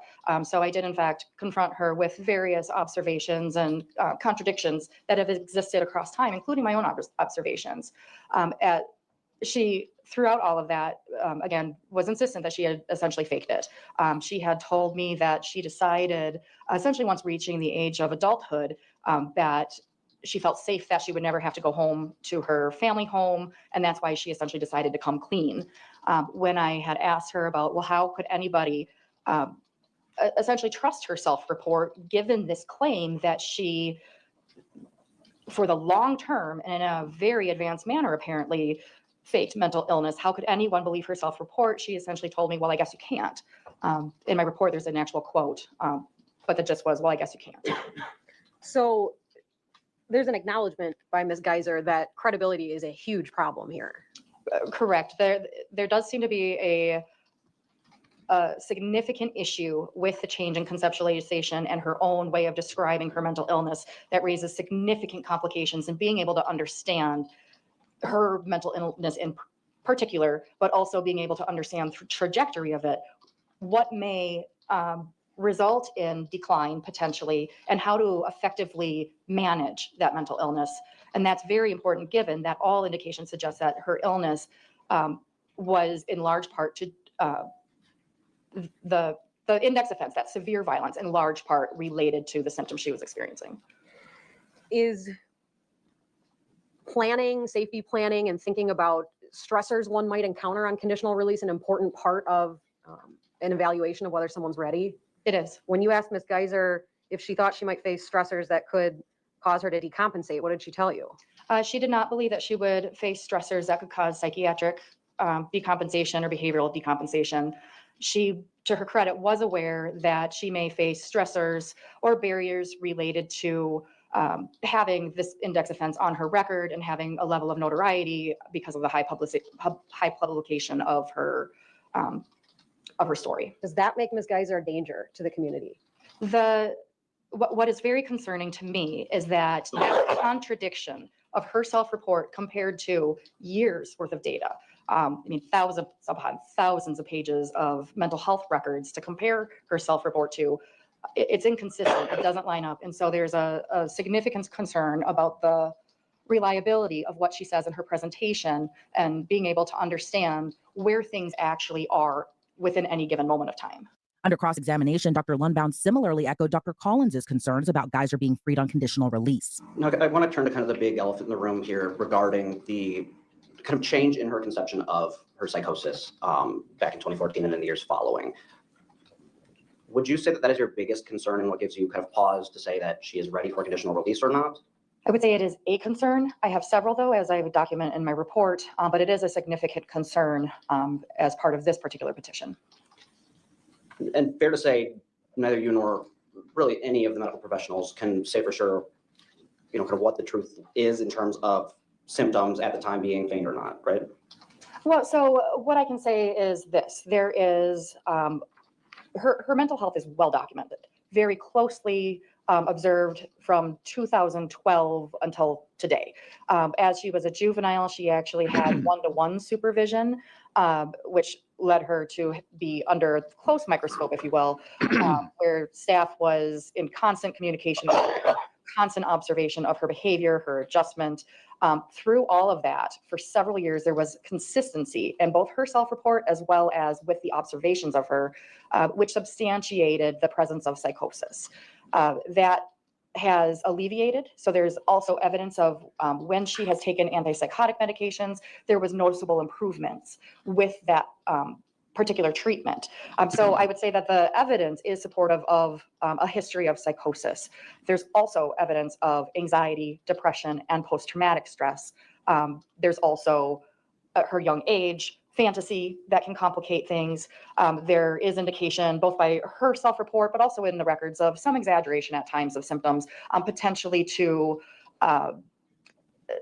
get out of things that maybe she doesn't want to partake in or to facilitate more comfort for her in the institution. Although she testified Geiser hasn't thought of the fictional Slender Man for a while, Dr. Lundbound was adamant there are still concerns about her release. So not only is she has she been multi-diagnosed with mental health issues that are pretty severe. She also knows how to manipulate using those diagnoses. That's dangerous, folks. That's why I said she's gaming the system. Real dangerous, guys. And somebody like this out in society, good Lord, help everyone. Just saying. Yeah, exactly. So now my question, Robert, is did Charlie manipulate her? Or did she manipulate him? I think she possibly manipulated him. And don't get me wrong, I'm not saying that he's not wrong, because he is, and he probably has his own, set of diagnoses, but I do too. I think she's a dangerous person, folks, like truly and purely 100% unadulterated dangerous, period. Exactly. I mean, if she can admit to a psychologist that she faked everything up until she was an adult. Yeah. Because she knew she wasn't going to have to go back home to the family home. What could stop her from faking anything? That's bingo. Excuse me, bingo. I mean, this is crazy. And that, I'm surprised that that attorney hasn't been under hotter water for pushing for her release like he did. You know what I mean? Yeah. And I think she shouldn't go back to that mental hospital. I think she should go to actually fucking prison. Well, I mean, there are hospitals for the criminally insane. Yeah. And they have places like that. That's where I believe she should be. Prisons they're basically a prison hospital combo type thing. You know what I mean? Yeah. We have one here in Kansas. It's called Larned. It's one side's a prison and one side's a mental hospital. Oh, there you go. That's what I believe that this girl. Prison and one side's a mental hospital. That's where I think I feel like she belongs there. I'll say that. Sorry. Yeah. It's pushing 3 hours, and I know you're probably getting tired, Dago. Oh no. It's on you, bro. I was ready to however long you need to be. I've been whatever you want to do, bro. I'm good. So yeah. We can call it quits. When you got me into that side of that case always interested me, and I have a lot of stuff on it. If you want to, we can set up another live to go over just that case. Yeah, we can go back over another time. Absolutely. 100%. But I always had a high interest in that case. It was very interesting to me on how that all went down, the mental illness issues that were involved in it. I kind of followed the when she was pushing for the release and all that. I had the same feelings. I talked to my wife about it with her background, her degrees in psychology and stuff. I asked her her opinion. Hold on. I asked her opinion on this, and she's like, no, that little girl does not need to be out in society, so on and so forth. I agreed with her, and here we are. We see what happened. And this could have been. This is a very good thing that they caught her, in my opinion, when they did, because God knows what could have happened at this point. You know what I mean? Yeah. Typically says the state doesn't want to pay for long-term hospitals at Dago. I have so much to say about that. Oh, I got you. Robert, you've been around, and most of my crew that's in here has. Well, I talk about mental health a lot because it's a big problem. It's a huge, in my opinion, it's a huge part of today's crime that we deal with.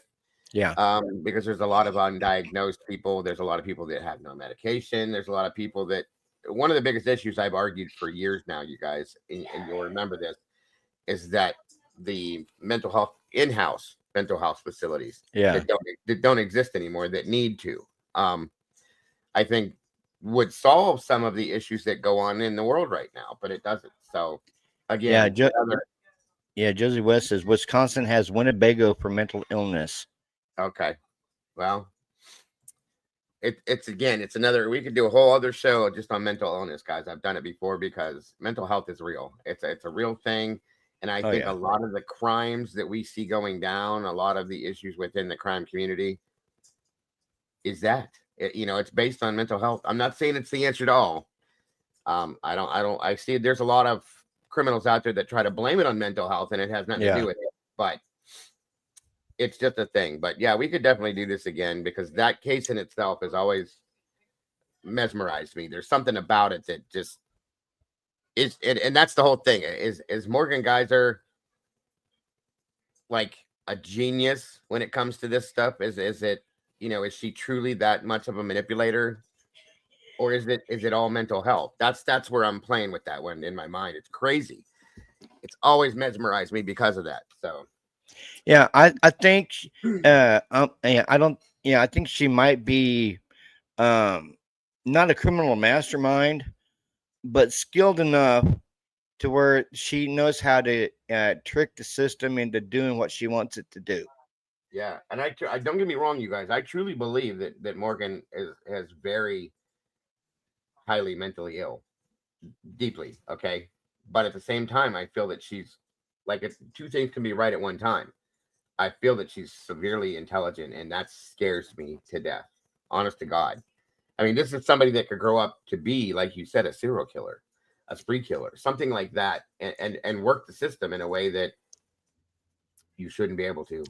Especially if she she had the couple's homeless guide, and if you're homeless, it's very hard to track you.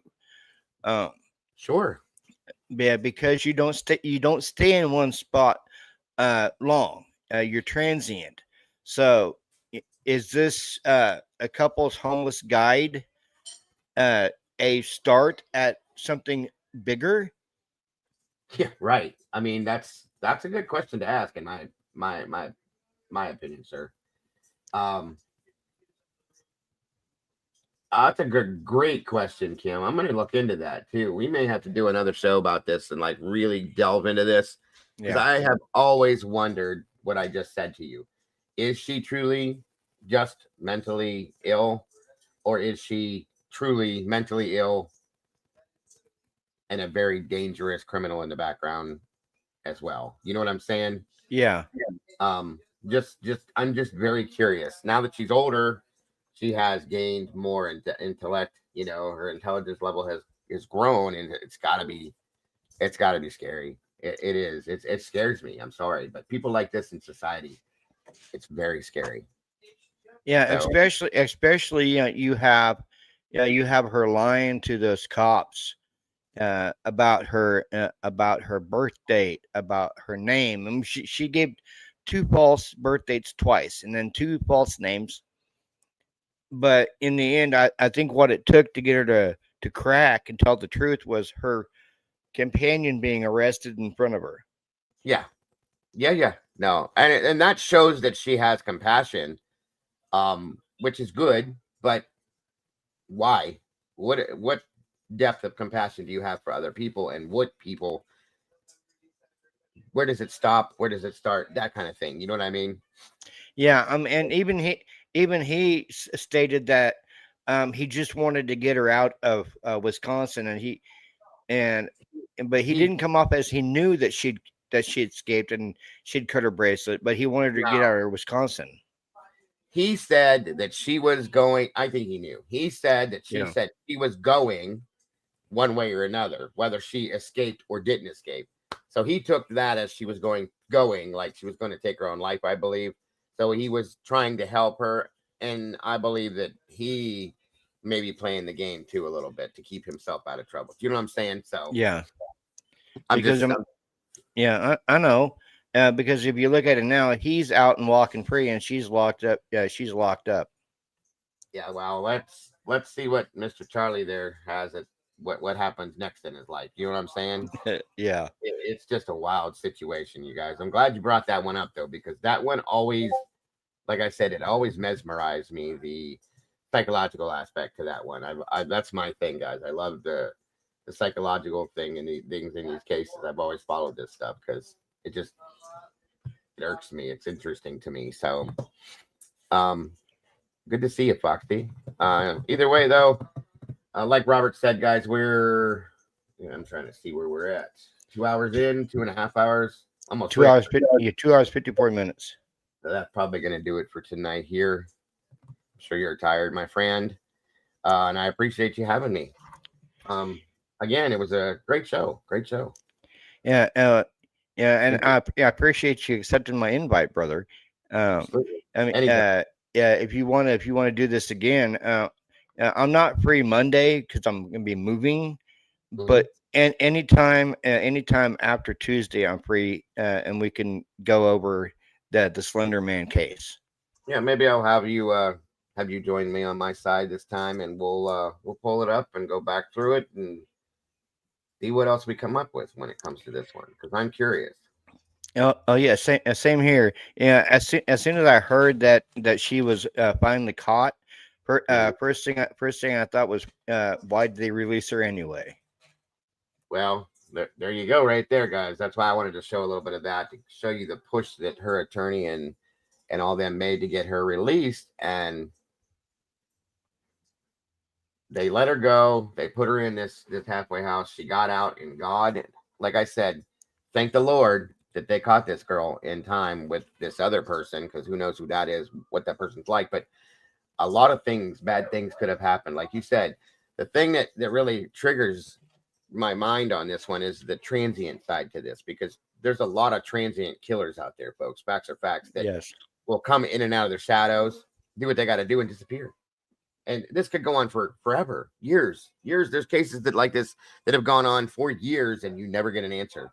It's crazy. If they're good and smart, she seems pretty smart to me. That's all I'm saying. So, but he doesn't. Well, that's the there's brains and there's muscles, and I think she would have been the brains, and he would have been their lack of muscles. But yeah. Just saying. So great to see everybody here. Thank you guys for jumping over here with Robert at True Crime Unleashed. Please make sure, if you have not yet subscribed to his channel, please do, guys. Hit that notification bell. You don't want to miss anything Robert puts out. I appreciate all of the meatballs and all of the community jumping over here with both of us tonight. It's been a great show, great conversation as always. And I'm looking forward to seeing you guys tomorrow on my side of things. Yeah, Robert, thank you again. Oh, you're welcome, brother. Yeah, you're welcome, brother. If I'm not on panel with you, I'll be in the chat because I'll probably be driving. So sounds good. Sounds good. You guys don't forget to love yourselves, love each other. Don't change a thing. You guys are beautiful people. And most of all, importantly, most importantly is what I was trying to say. I'm sorry. Know your own worth, folks. That's the most important thing. Nothing but love to every one of you guys. And I will see you very soon. Oh, Bianca. She goes, Robert, I adore you. Thank you, Bianca. We love you too, sweet. Everyone have a good night. Take care, guys.